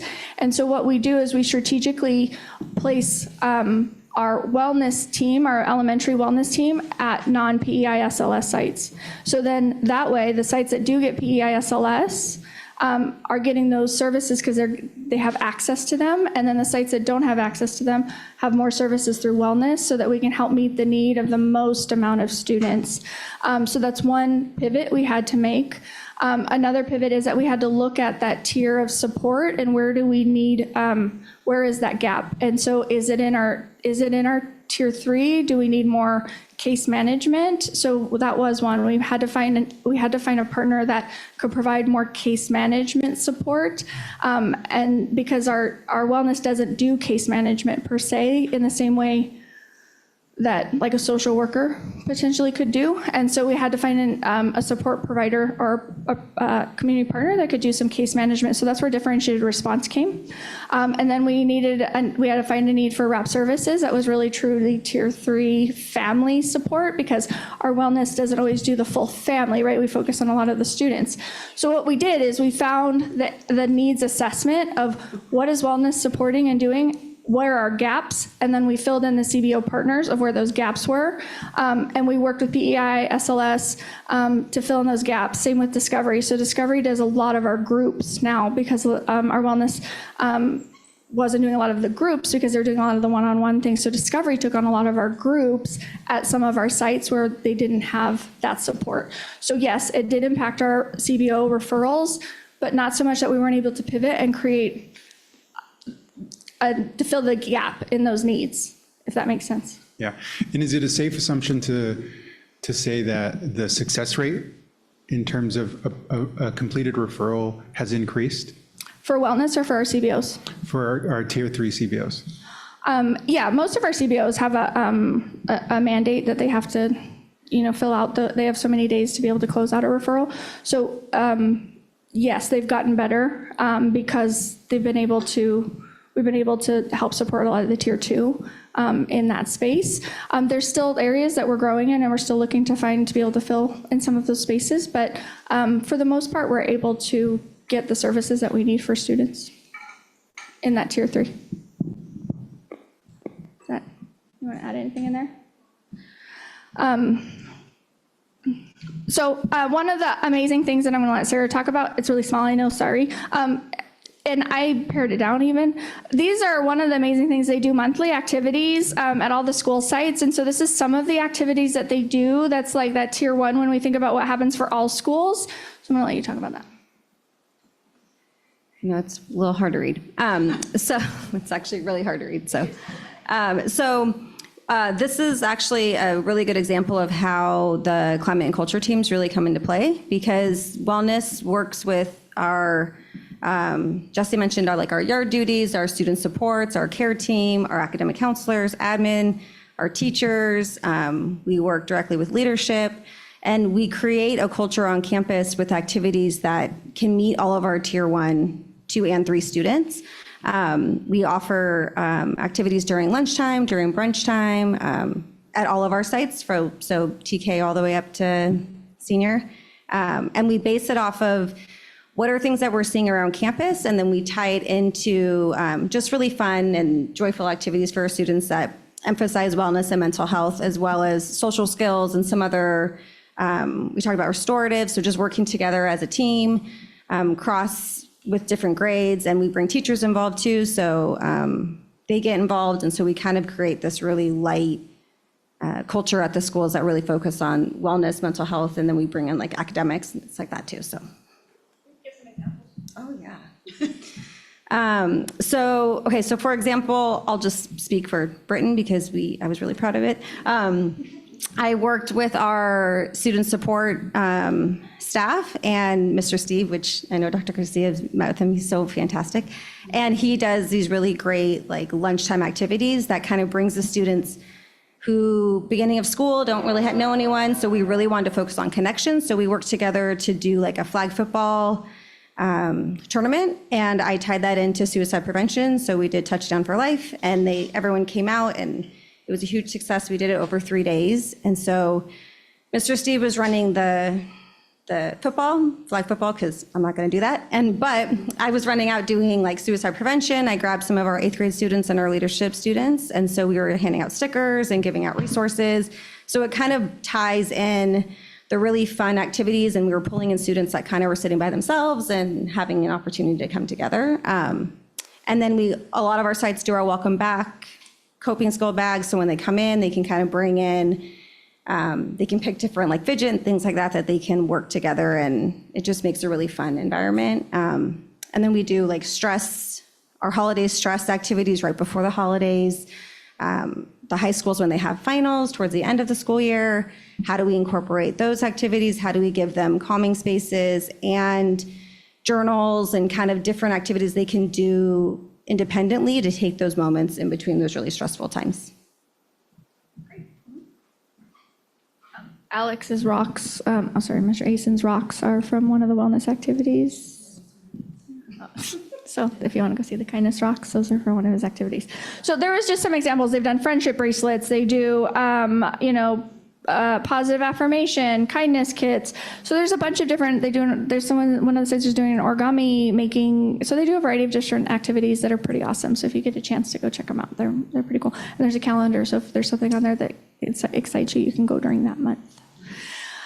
So here's some data that are the referrals by students, staff, family, and I was made aware we no longer do the friends and peers, so that's why everyone's 0, so you can just take that column out. Also, there was a little glitch. So Central actually has 16 staff referring, so that number should be 16. But you can see that our students are using the wellness centers, right? They're making referrals are being made by staff, students are self-referring. Our students are using the wellness centers. We met today as a collective to talk about this data, and we really had a good, robust conversation about what does this data show us? What does it mean? What is it looking at? And how can we use this data to improve our practices? And a lot of great conversation came out about the discrepancies in our data. Why do we see some really high numbers? Why do we see some really low numbers? What does that mean? How do we provide support for some of those high numbers? What does that look like? What is in those referrals?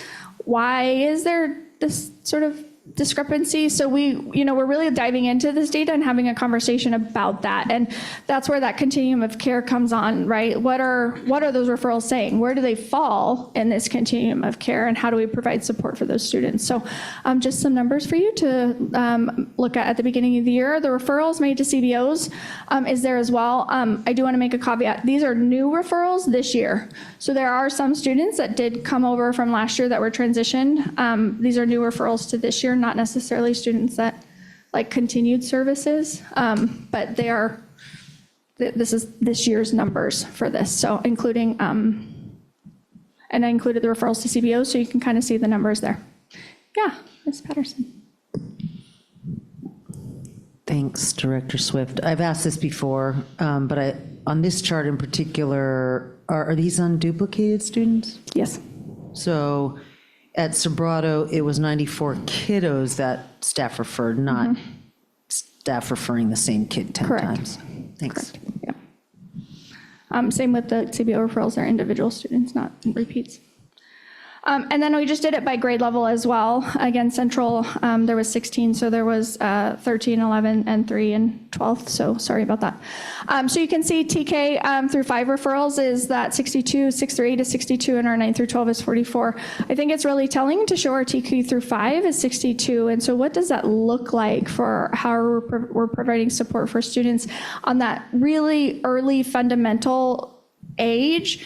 And how do we think about that in mental health? What does that look like when we think about skills? What does that look like when we think about providing support for families and educating families around how to support their students at home?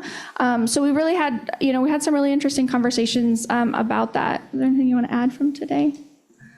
I just wanted to actually, so when it comes to also the CBOs, when we see this number of, 62 TK through 5, that also focuses on when wellness assesses students, it also helps on what themes are we seeing? So then what groups do we need to pull in? What resources do we need to pull in outside? Or what work do we need to do with the teacher or with that class specific, right? To kind of build that community within that own classroom. And CBO referrals aren't just made through wellness. Our admin can make those, our support staff too as well. So it's not just wellness making CBO referrals. Other questions about the data? Jesse, I'm wondering if, looking at, again, the numbers in comparison between Sobrato and Live Oak, and Sobrato has certainly high numbers of youngsters that are accessing the wellness services. Have you done a dive into that? Yeah, we started that work today, and so it's really a conversation about what are those referrals for, right? And where do they fall in that continuum of care? So are some of these referrals, like, so if we think about the climate and culture team, if we bring this list of students together and we're looking at them, could some of these kids that are in that referral potentially be put on a check-in, check-out? Could the student be meeting with an academic counselor? Would the student necessarily need to be a CBO referral and not necessarily a wellness referral? And so what is the criteria for folks making referrals? And then what is the criteria for a wellness counselor to then put that student on their caseload to then be seen? And so that's the work we're doing with climate and culture and with the wellness, because what is that criteria? What is the intake? What is that determination of how does this student, where does that student fit in that tier 1, tier 2, and tier 3, so that we're providing appropriate services for them? Because if they are in need of higher tiered services, we want to make sure they're getting that. Also, if they're making progress in their goals, we also want to be able to exit them out of those services. They can always come back, but if they're meeting their goals, then we also want to make sure that they are able to exit out of services as well. So we are diving deep into what those referrals said, and then how do we calibrate as a system? Because if you look at that, Live Oak and Sobrato, how are we calibrating between the two, right? What are those words and those key words that are coming in through those referrals for us to make that determination that that student now belongs on our caseload? Yeah, that's the work we're doing right now with wellness. Literally today. Trustee Horner. Thank you. A related question, and I imagine you're looking at this. I don't want the answer here, but so when you capture this, you also capture which staff member did the referral? And I imagine you're looking at things like, this site is referring lots of students, but it's from lots of different people. You may have another site is like, these two people are like, every time they get annoyed, they just send the kids to us. Mm-hmm. I don't know if that's happening or not, but I'm sure you're looking for that sort of thing. Mm-hmm. Where? Okay, thank you. Trustee Patterson.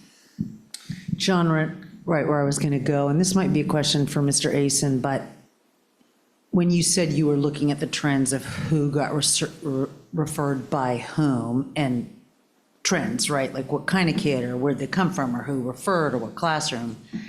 I'm curious how the communication then goes back if the wellness center folks or wellness team are noticing things, but the principal of the site isn't necessarily your boss. You might be communicating to somebody, but the site leader needs to know things, right? How does that work? I don't think that work is ever done, but was that before? It kind of depends. Would you please use the mic? Thanks. It depends basically at each site. So some sites are still working on their climate and culture team. Others, this is exactly where you would pull that into the climate and culture team.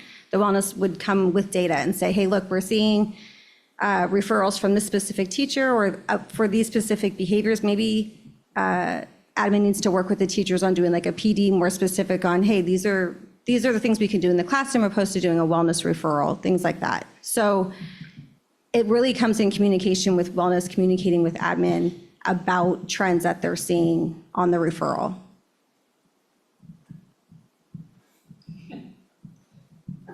Yeah, come on up.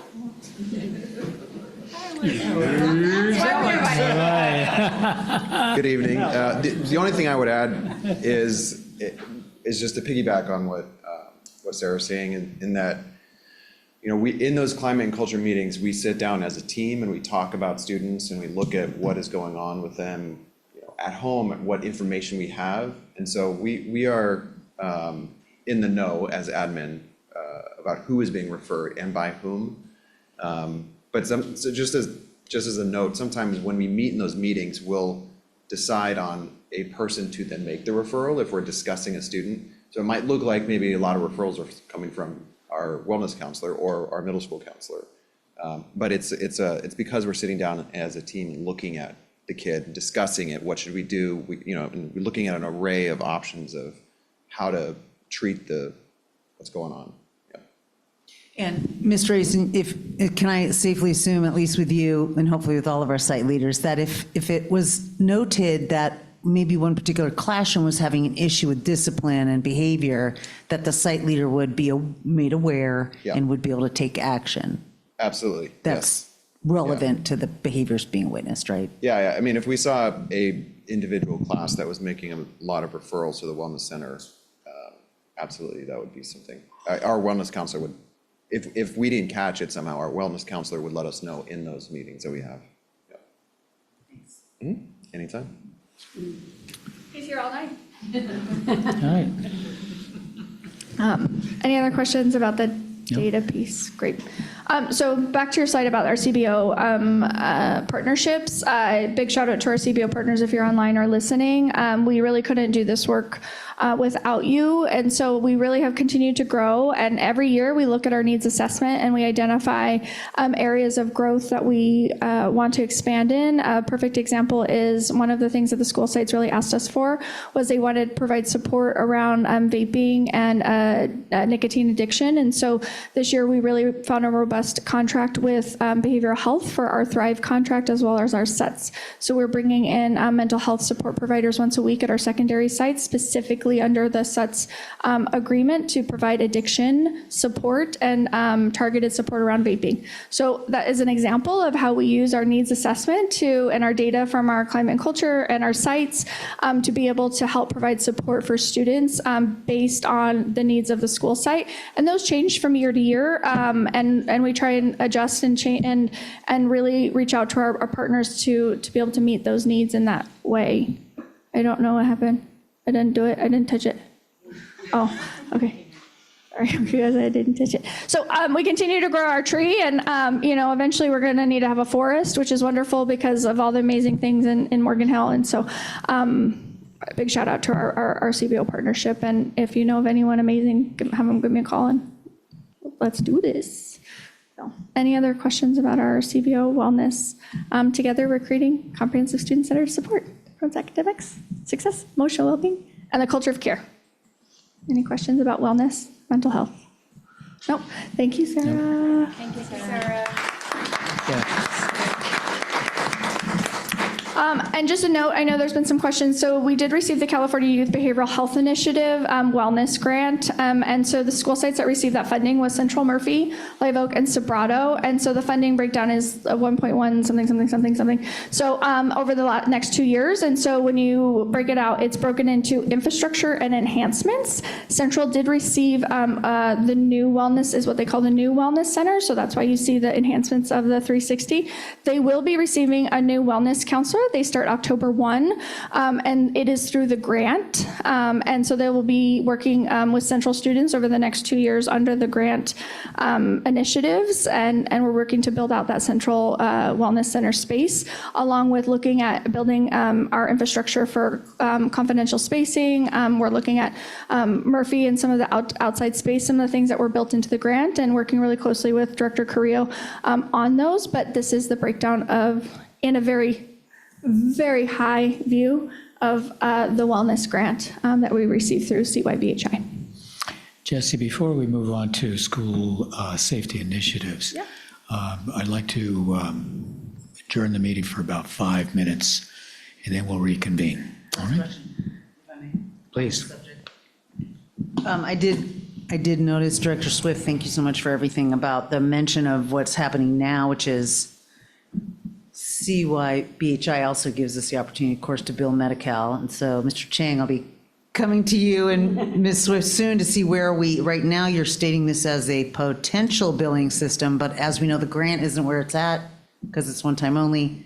We want to get in on the billing train, which is CYHBHI does a lot of ours, so it's also the youth programs grant, it's also this grant, it's also the billing system, so they Right. fund a lot of different. billing. So how are we doing on the Medi-Cal billing process? And we get an update on that soon? Like, when are we? I can talk about it in next steps if you want later. That'd be great. Okay. All right, we'll take a quick 5-minute break. See if my knees work.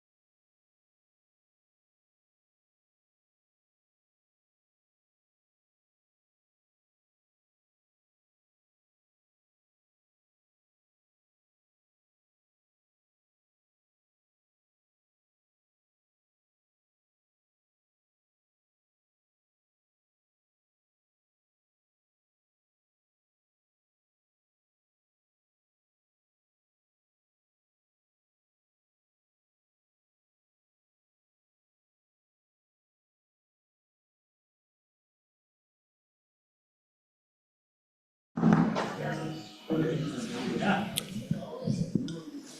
we're going to reconvene.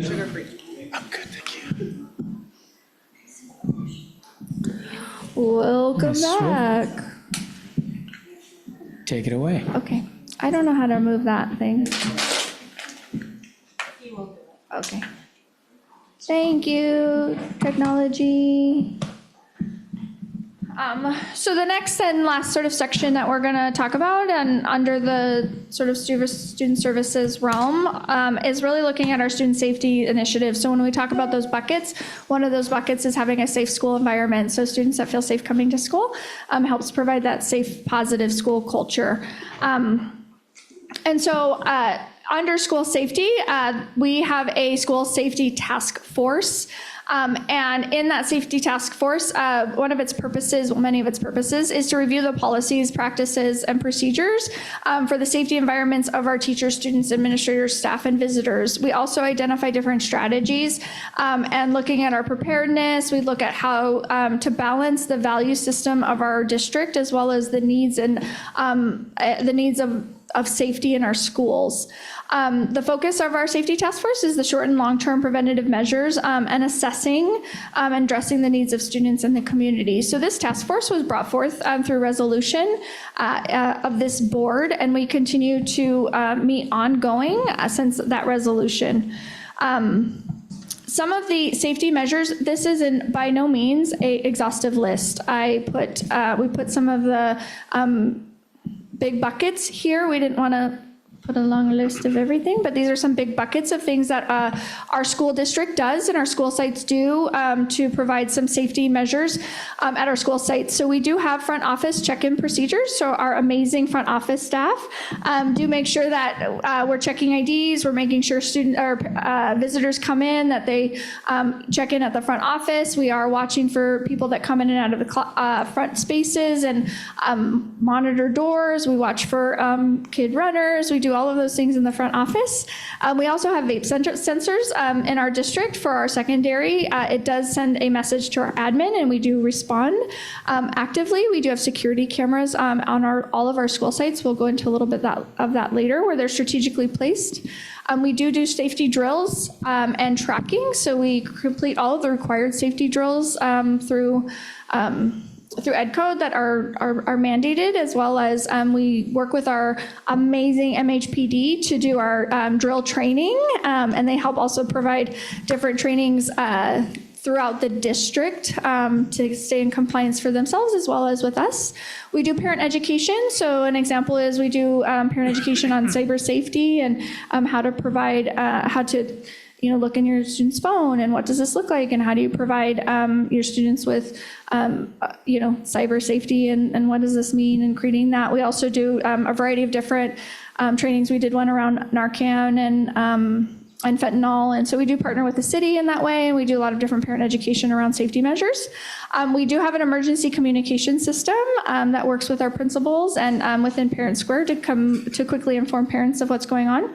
And our site teams, we have internal ones as well.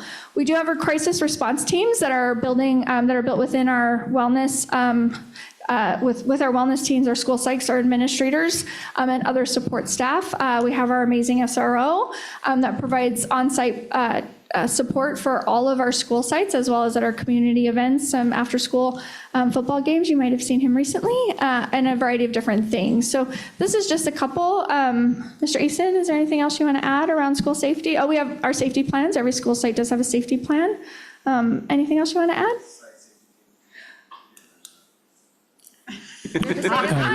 Can you come to the podium, please?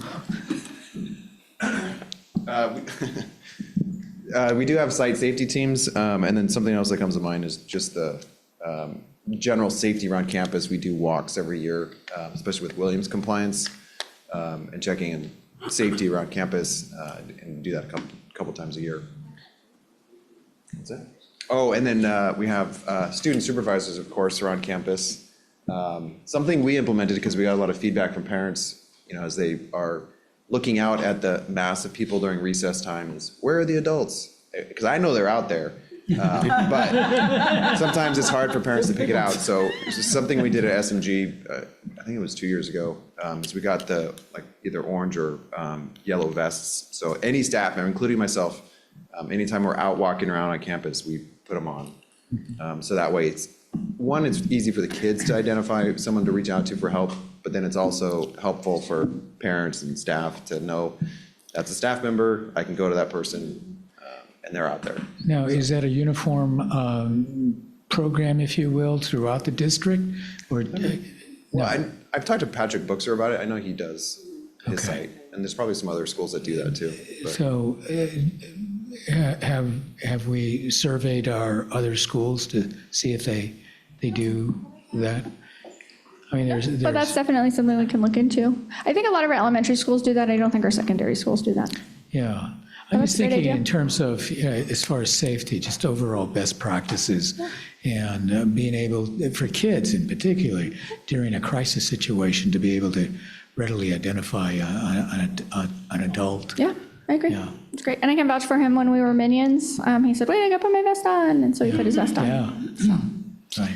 So those are just a couple of different things that we wanted to highlight that we get asked a lot of questions about pretty regularly. So that's definitely some of the amazing work that our school sites are doing, and very, very small list of what they do on a regular basis. Trustee Horner. Thank you. Yeah. Question around badges. We have, like, volunteers have to wear badges. As a board member, one of our agreements is if I'm on campus, I wear my badge. Most of our employees that I see are not wearing badges most of the time. I don't know what our policy is that way. Again, my background is from business environments. Every business of 800 employees I worked in, you had to wear a badge when you were on site. Just so people would know who's who, because you can't remember who belongs and who doesn't belong. So I don't know what our policy is in that regard. If it seems our practice is quite disparate and loose. And I'm just wondering if that's something we should be looking at, or if I'm just taking experiences from outside the educational world that don't apply. You can tell me that too. I can take that, but. I don't think we have policy on it, but we do have an expectation that staff wear badges. Again, what does that look like and how do we do it? Because I know I've been actually stopped at Sobrato. They had to call in to see who I was, and then I just showed them my picture on the in my car because I didn't have my ID. I just showed them my picture on the website. So I know that they do it pretty robustly. Yeah, I agree. Yep. I mean, maybe, well, we're not doing future agenda items, but maybe that's something the policy subcommittee should look at. What's our policy around that? Take staff recommendations and whatnot. And this, I mean, I can just hear oh my goodness, you're making us do one more thing. We don't want to do it. But I wonder about that. It seems like having a quick visual way to see, yeah, these are, I mean, it's here. Police, y'all always wear your badges when you're on duty, right? It's kind of part of the thing. So I think it's something we should look at. Right. Student board member Faruqi, did you have a comment?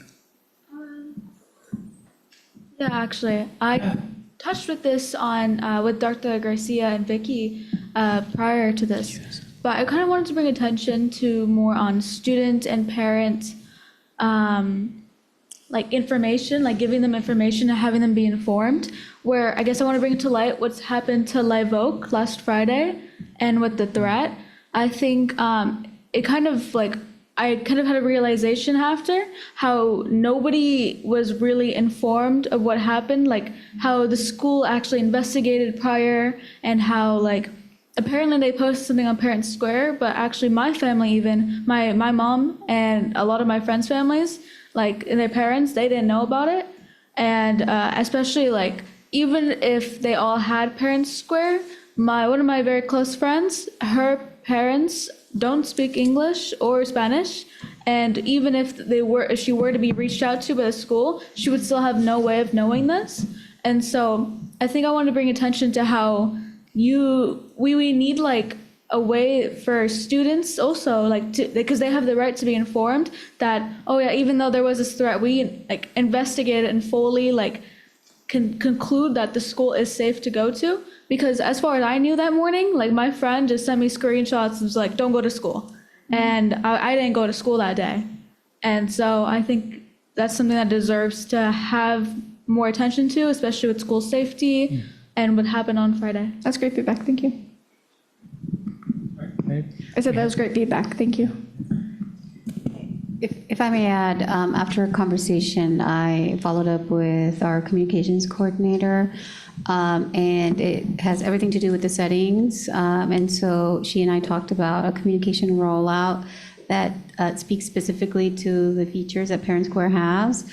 Parent Square also has the ability to send, to automatically translate the message into multiple languages, and so that would be part of a communication rollout as well. It translates into every language, and so I would love to continue to work with you and our communications coordinators so we can roll this out in a very strategic way. So thank you. Vice President Altman? We did have a policy where teachers had to wear badges at one point, and because I thought, yeah, watch. And then I ended up with a job where I had to wear the badge, but I see a lot of teachers with their badges on their belts or, clipped on with their keys. I'd say at least half the teachers I see on campus have their ID. Like on their lanyard. Just not high, it's down lower. I see it a lot on their lanyard. Yeah, we'll look into it. I'll look into it. Trustee Montes? Thank you, President Escota. I appreciate the comments from your comments in your addition to the board, and specifically your perspective on where there are opportunities as an organization and where we need to invest some time to move forward. Director Swift, my question, and perhaps our Captain Ramirez can help with this. Within the work of the MHUSD Safety Task Force, to what extent are we conducting vulnerability assessments of our school sites? And how, just where are we at, and what does that look like moving forward? Because I know that there have been some questions raised in terms of some opportunities. And have we conducted I see that the safety team has done some sort of review. Could you speak on where we're at? I'd like to introduce Captain Mario Ramirez from Morgan Hill Unified Police. Morgan Hill Department. Morgan Hill Police Department. I will get it, I promise. And parent. Good evening, and as Director Swift said, my name is Mario Ramirez. I'm the captain of the Morgan Hill Police Department. I oversee our special operations, which includes our school resource officer program. So each year before the school year, our school resource officer goes and tries to make the effort to evaluate each school. In that also, when we're doing our Run, Hide, Defend training and the Run, Hide, Defend drills, we have officers on scene to help with school staff to evaluate how the issues are going on and what we see from that are vulnerabilities for Run, Hide, Defend. Matter of fact, I spoke with the Director Carrillo about a vulnerability that we saw at Jackson when we were at Jackson doing the Run, Hide, Defend thing that we'll be looking to work with the school districts to help to address. So that's how we do it for our vulnerabilities. It's a constant that we go all the way through. If something happens at the school, we go look at what happened, why it happened, and then we look at see what the vulnerability was, if there was one, and then we work with Director Swift and her team to address those issues as they come up. Thank you. We also do, in the safety plan, there's a section that does the facilities vulnerability where the school sites walk, the principals and admin walk through the facilities part to see if there's facilities vulnerabilities like fences and things like that, and that's part of their plan as well. Other questions, comments? Trustee Montes? Yeah, thank you for the information. Super helpful. I'm processing that, and I'm just thinking back to the comments President Van Deventer, when she has spoken on multiple occasions regarding front office staff and front office staff door safety. And that's certainly a reality that that is at our school sites. And so I'm just thinking about within the context of that situation, is that something that the school safety team has taken up to evaluate? Right, so yes. Can I go to the next slide? Yes. Okay. So it's actually in the next slide after this one, but I will answer that. Are you good with that? Okay.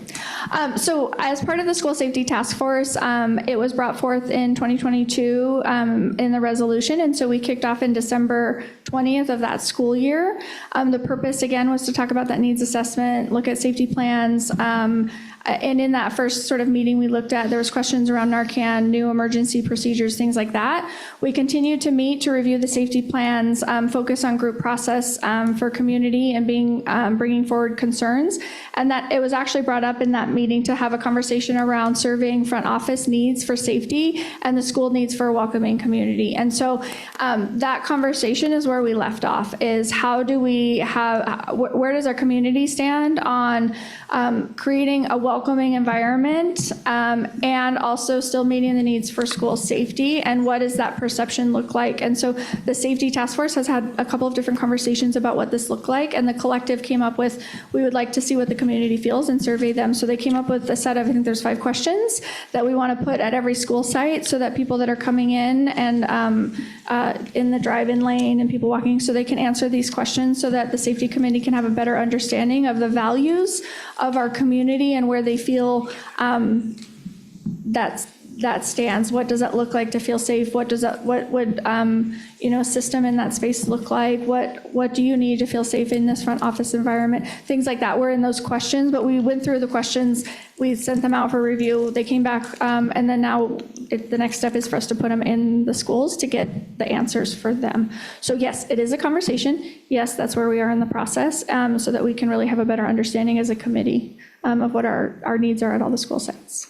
So, and the next part of that, at present, we're onboarding our new assistants of business services, because the language of the resolution was to have student services and business to work together, because I see a lot of the program side of the work and how we support students and what does that look like in that space, whereas the assistant soup will help support the facility side and the sort of the more technical pieces of that space. So we really have to work in conjunction together. So we just have been onboarding him and filling him in with all the necessary information. And then we'll be providing that survey and the feedback to the task force. And then also we've been focusing on some of the feedback given in the LCAP forums about a variety of different things too. That'll be on the next agenda or the first agenda for safety task force. Does that answer your question? Okay. So the next part we had questions about was our cameras. So I'd like to bring up Assistant Soup Chang to have a conversation, and Director Carrillo to talk about our cameras.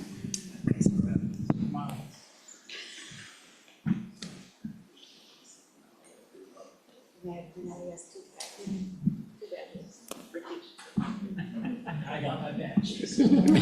Twice. Ricky. Yes. Yeah. You are an exemplar. Thank you, Director Swift. This slide really just shows an overview of all the cameras that we have at each site. Just a little bit of a background. We have 2 types of cameras. One is Exact Vision. These are the older model ones. We're in the process of moving to a different type of cameras, they're called Verkada. Better feature, functionality. We're close to finishing all the installment. There's only 1 site left, which is Paradise Valley. We're expected to finish that work in the next couple of weeks. So by 2 weeks, we should have all of our sites with security cameras. So we're thrilled about that. Yes.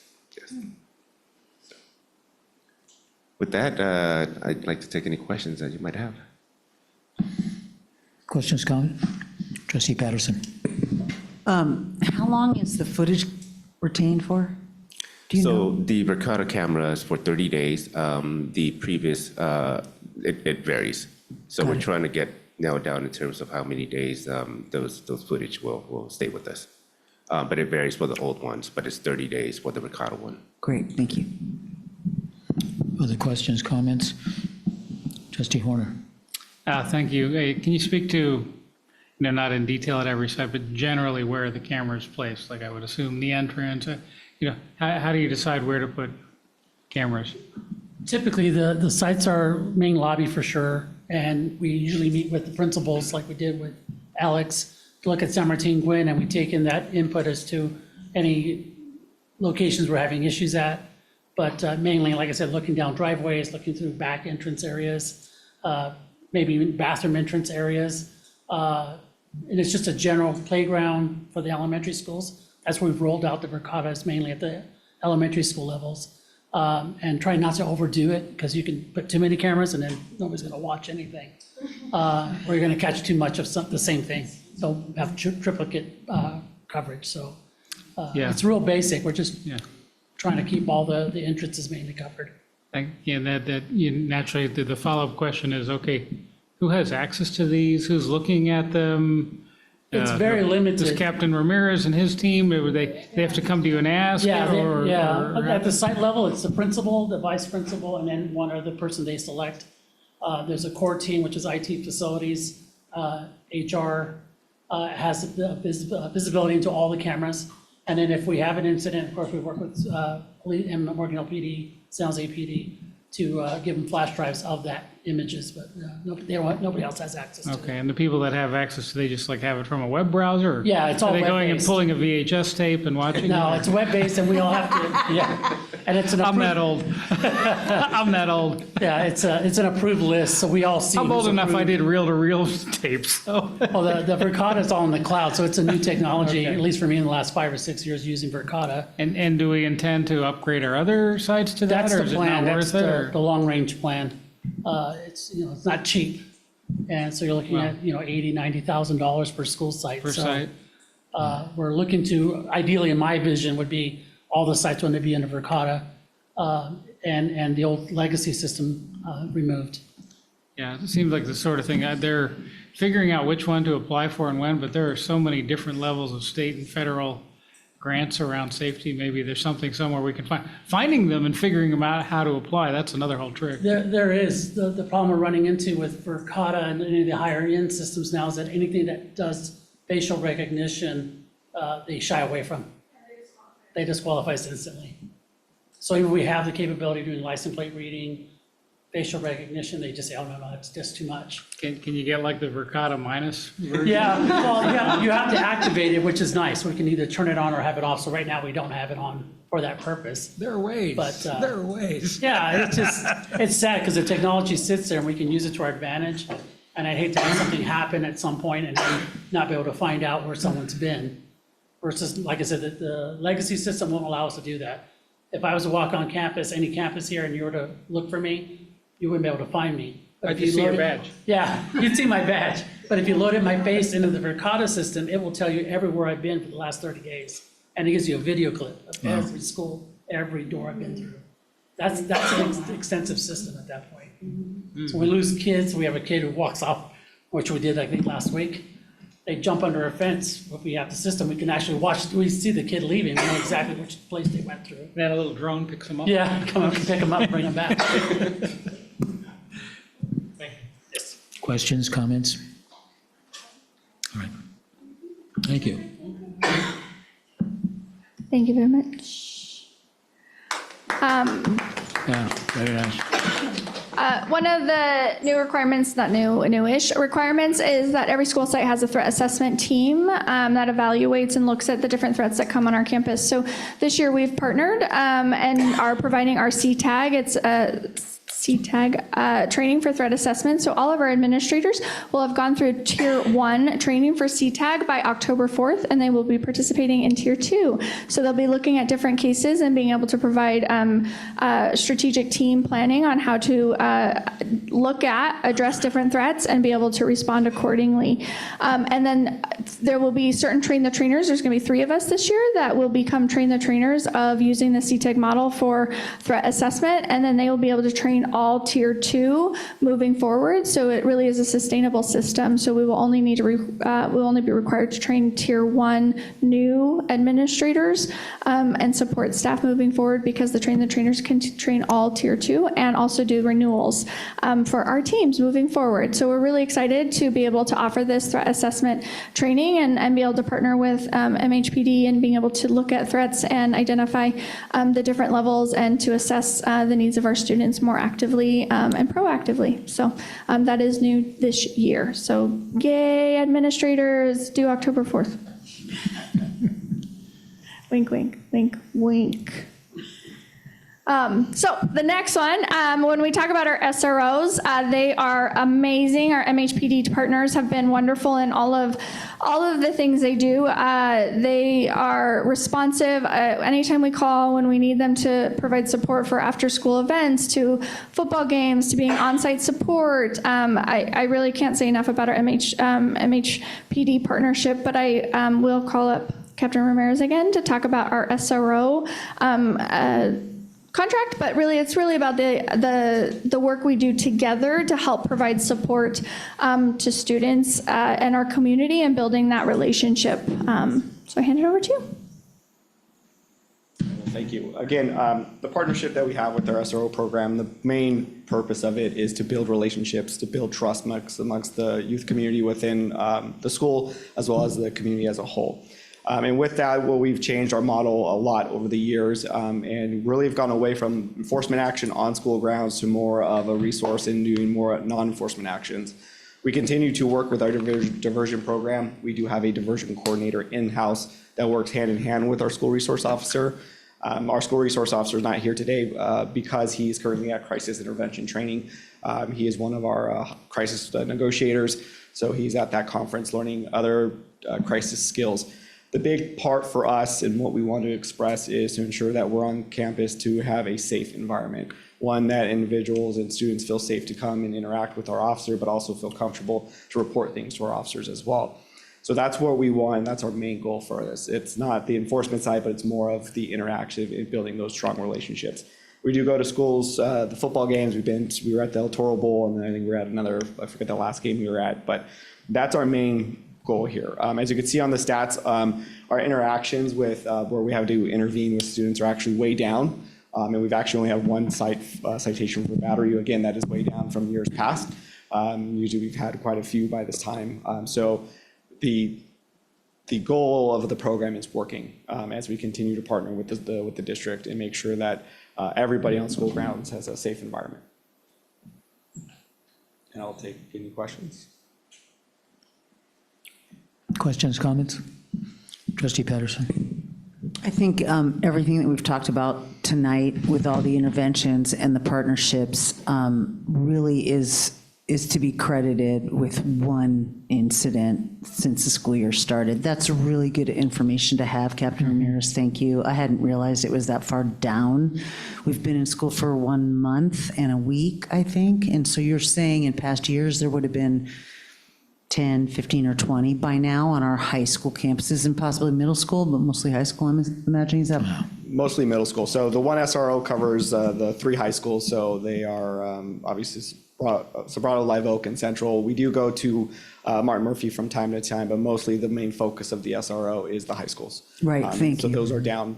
For one within the first month is actually, or for essentially 5 weeks of school is actually pretty remarkable. Usually we're about 10. Right. Fabulous, absolutely fabulous. Our site administrators and Director Swift and the whole team, plus our partnerships and MHPD, to be hugely commended. I'd like to take credit for it, but I cannot take credit for that. That's fantastic. Any other comments?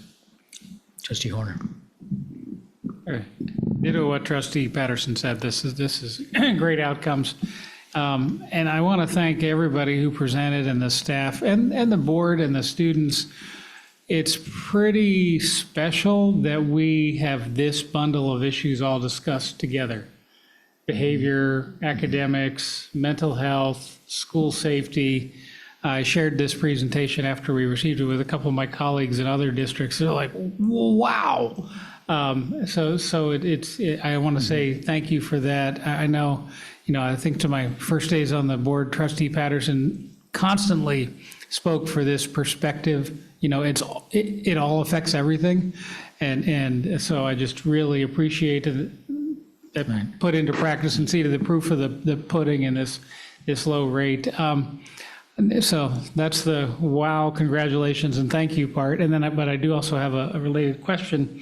I've heard, not here, but in other domains, of red flag laws, which, the general idea is if there's somebody, often a young person, deemed to be in such a state of crisis that they might be a threat to schools or their environment, that there are processes and procedures by which, under certain court orders, go to the house, hey, are there a lot of guns here? Or maybe don't want to have those guns around this person right now. And I don't know, I haven't heard what our policy and practice is around that.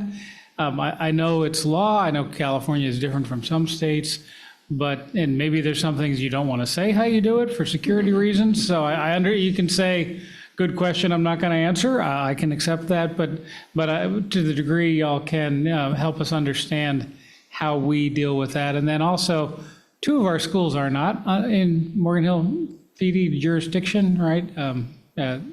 Well, 3, sorry. 2 sites in San Jose and then 1 site in San Martin. So how do we coordinate in that case with San Jose and the sheriff? That was a lot of questions, not just one, sorry. All right, so I'll address the first one. So yes, there are laws in California for allowing law enforcement to seize firearms through a gun violence restraining order. So with that, what we are able to do is apply the restraining order to a judge, and they're able to sign it, and we're able to seize the firearms for an individual that obviously meets certain criteria, and then that individual has to go before the judge to prove why they are competent to keep their firearms and retain them back, or do they lose their firearms altogether? And that includes juveniles, or? So when we have incidents where there may be threats of school violence coming from a juvenile, and we do a full workup, we do the investigation, we look into it, and if we find the parents have firearms registered to them, sometimes depending on what the threat is, we will, if necessary, obtain a gun violence restraining order to seize the firearms from the parents, and the parents will have to go justify how they were planning on keeping those firearms away from their essentially their child. We have done that in the past. We will continue to evaluate on each situation. We don't do it every time because sometimes it's different. Sometimes when we do have those type of calls, we do walk through the house. We do make sure that the investigation is fully done. And if they are secured by law, getting those type of restraining orders is pretty hard. Most judges will not sign that because you are taking individuals' constitutional rights away from them at that point.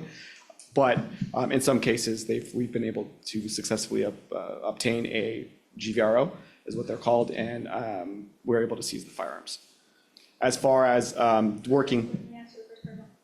So before it gets to them, we do have a process in our district, and our schools and our administrators have been trained in what our threat assessment is before it goes to them. So we have a protocol that we then work with MHPD on that threat assessment and our administrators, and then it comes to us, and then we work with Victor, our SRO, or with Captain Ramirez on notifying them of what that threat looks like and where they fall sort of in that threat assessment. So we do have our own protocol. And where is that protocol written down? One of my favorite questions.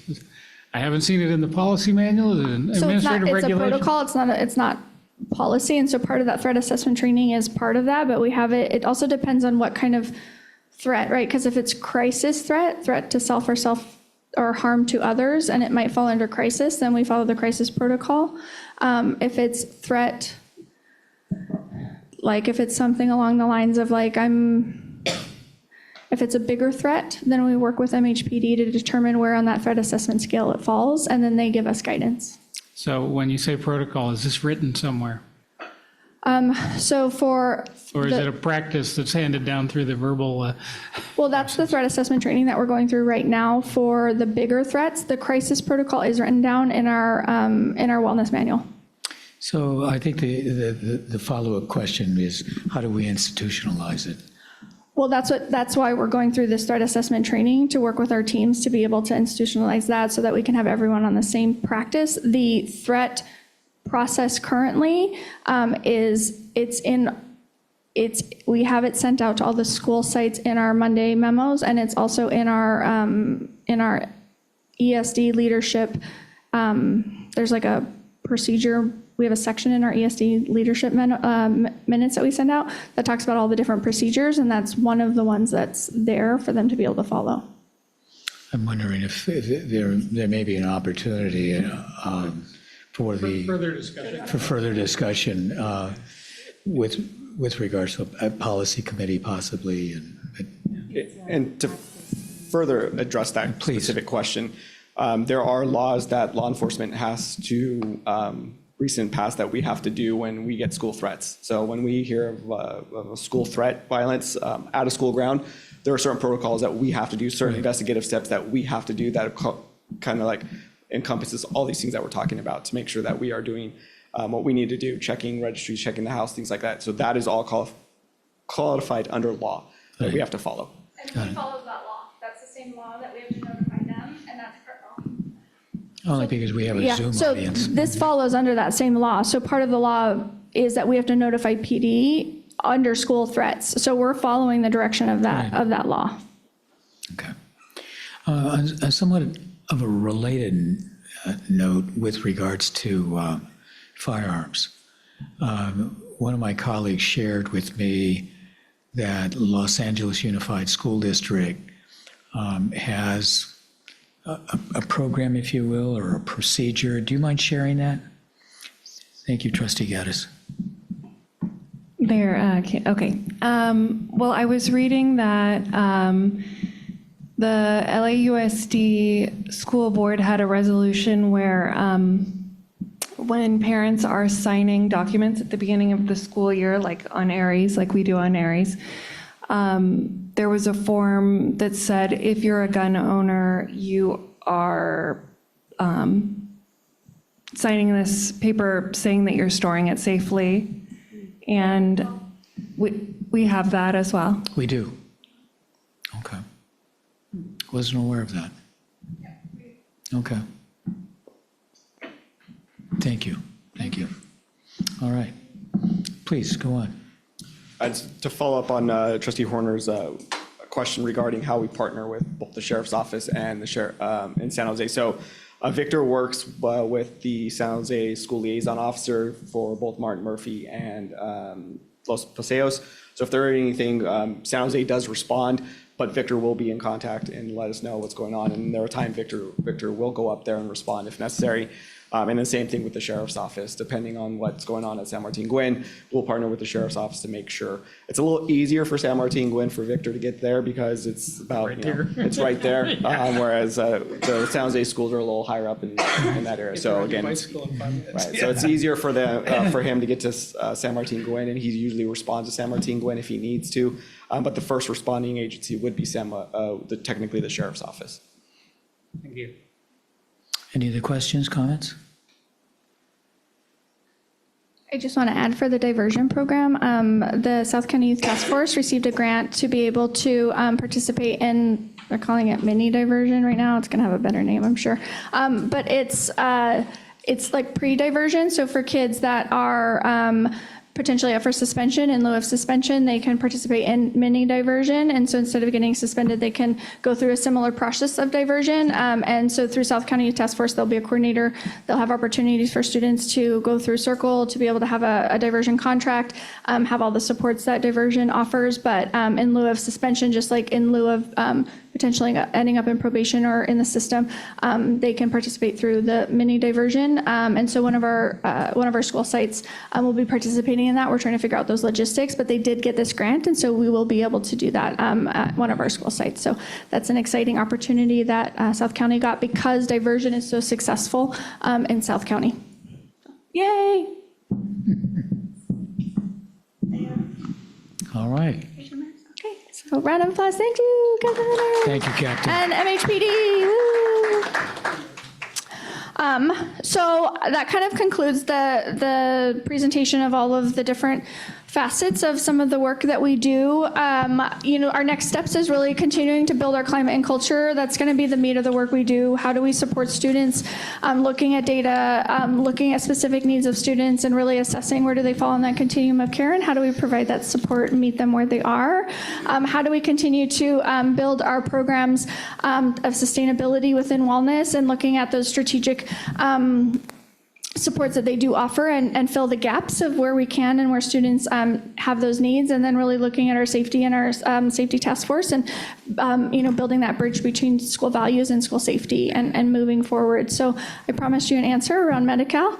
And so we are working with Santa Clara County Office of Education, and we received the planning grant for Medi-Cal, for us to work on building an infrastructure to support Medi-Cal billing. So there's a couple of different pieces. It's two-faceted in that space. So one is looking at how do you build the infrastructure, and then also what does the fee schedule look like, and how can we bill for those different services.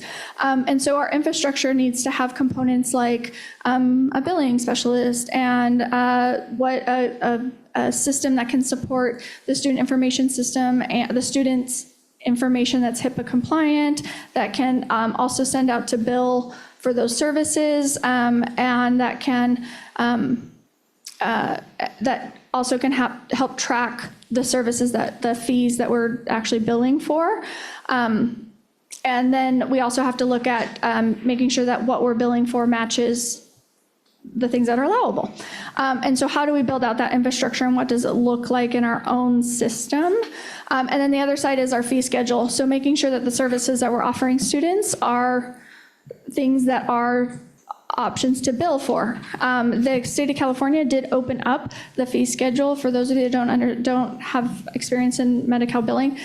Previously, we were able to bill insurance, Medi-Cal students insurance, to recoup certain amount of funding for different services. For example, IEP assessments, school psych services, we're able to recoup a certain percentage of it. California opened that up to allow a variety of school providers to be able to bill direct services such as therapy, such as check-ins, such as other assessments.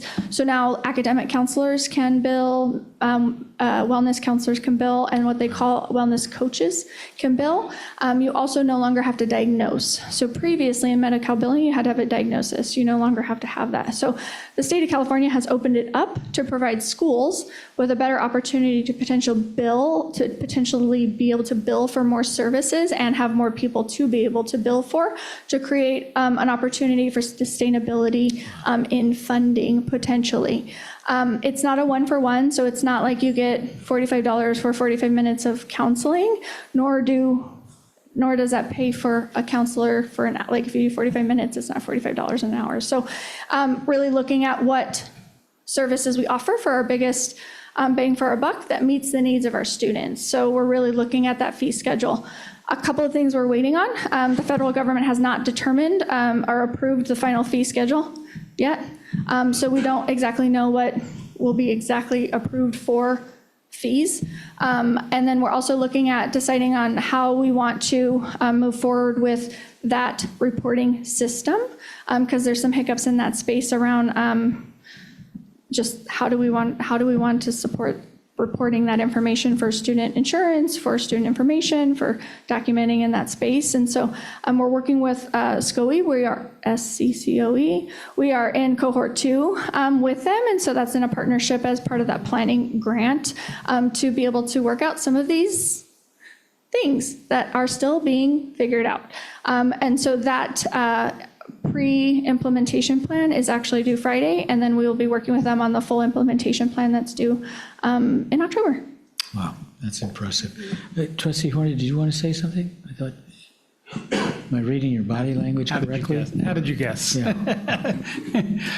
Yeah, thank you. Yeah, I know. In fact, the Santa Clara County Office of Education led on a lot of the advocacy to get the state law changed to make this possible. I mean, our Ledge Action Committee, we were like, yeah, we agree. We didn't take any leadership on it, but really fortunate that our county office led on this. And it also includes private insurance in addition. It can. They're recommending you start with Medi-Cal and then start billing. But then I have a question that Dr. Duan, who's the county superintendent, one of the recent meetings said they're offering a kind of consortium model for the building as an opt-in for school districts. If they don't want to build out their own infrastructure, they can, I'm sure there's some percentage, I don't know how they're doing it, but have you looked at that? Is that a fit for us? Is this news to you? We have, they charge 8% for every 8% of whatever we bill out, plus a fee for each partner that we partner with. So the current LEA BOP that we partner with now for our special ed student, for our special ed billing is only 8%, so it's more cost effective for us to potentially not join that consortium. But I know that Assistant Soup Chang is really looking into that.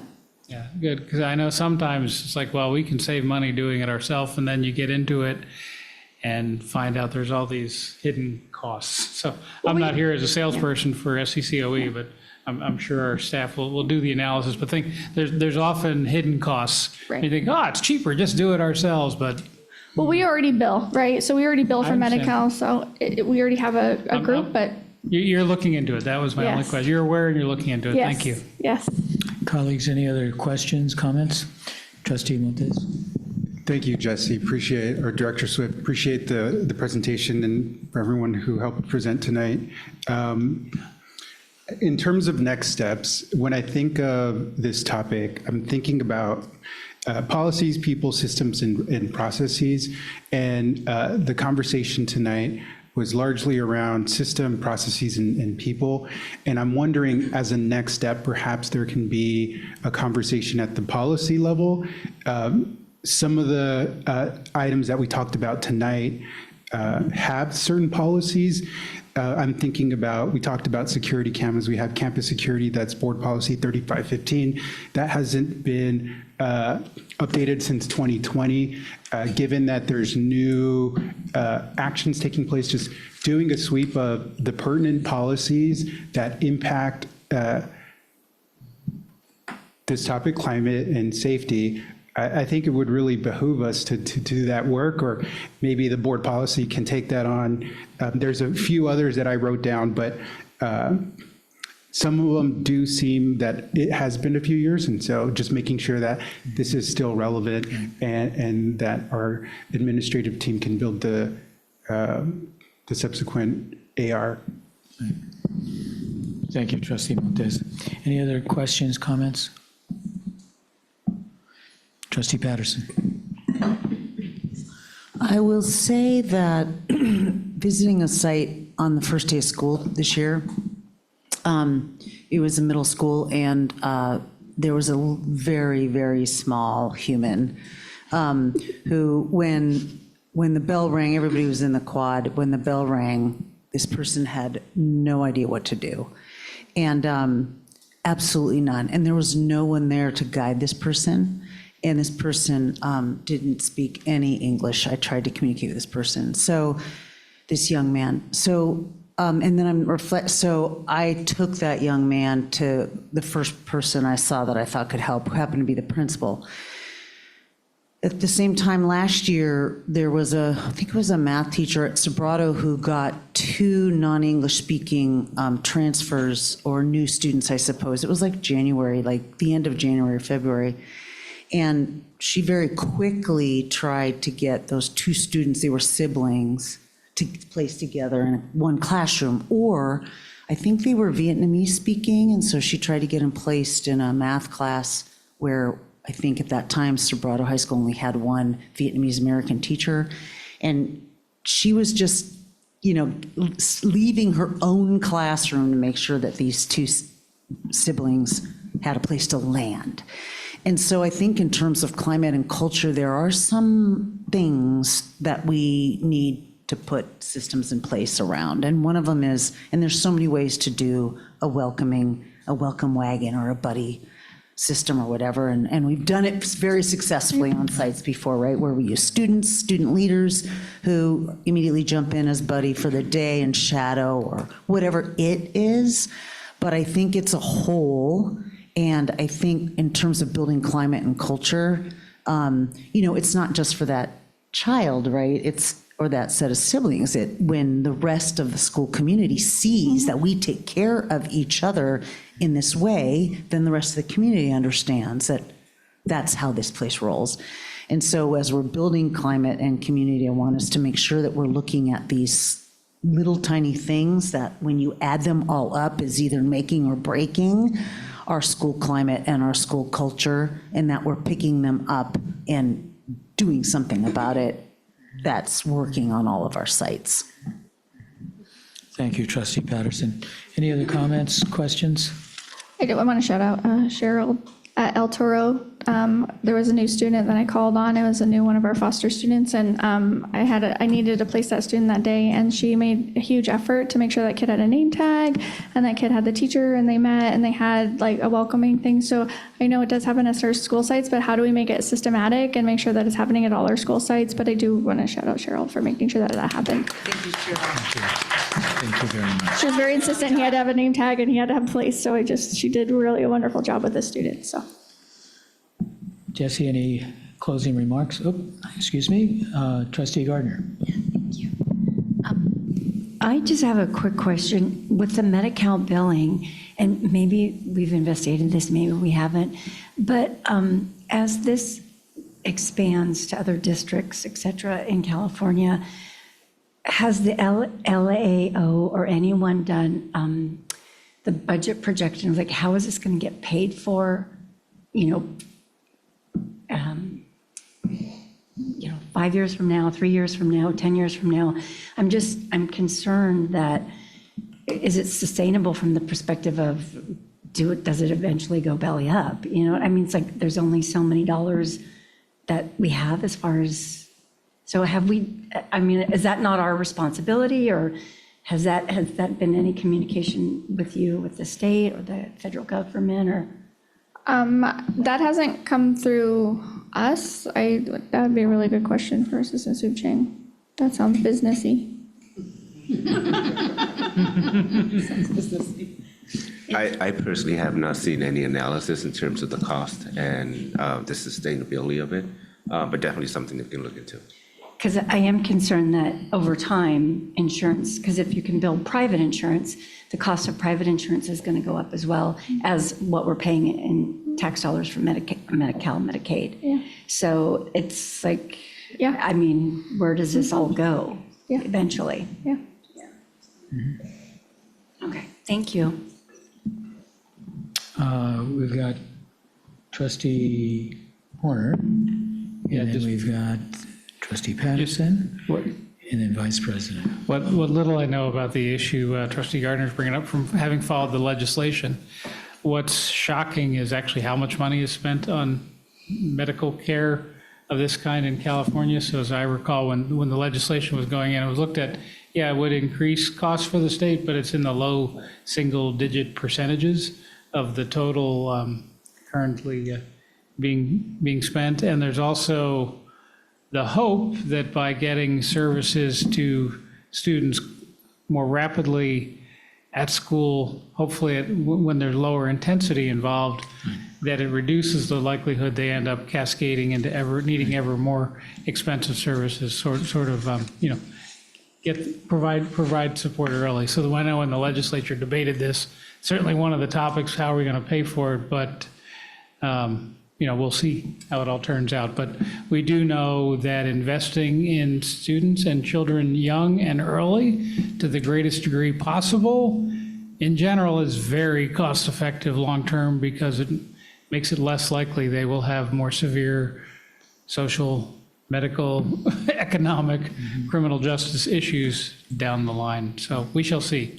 But having tracked the legislation, that was the thinking. And 5-10 years from now, we'll take a look at it and see where it is. But Trustee Patterson.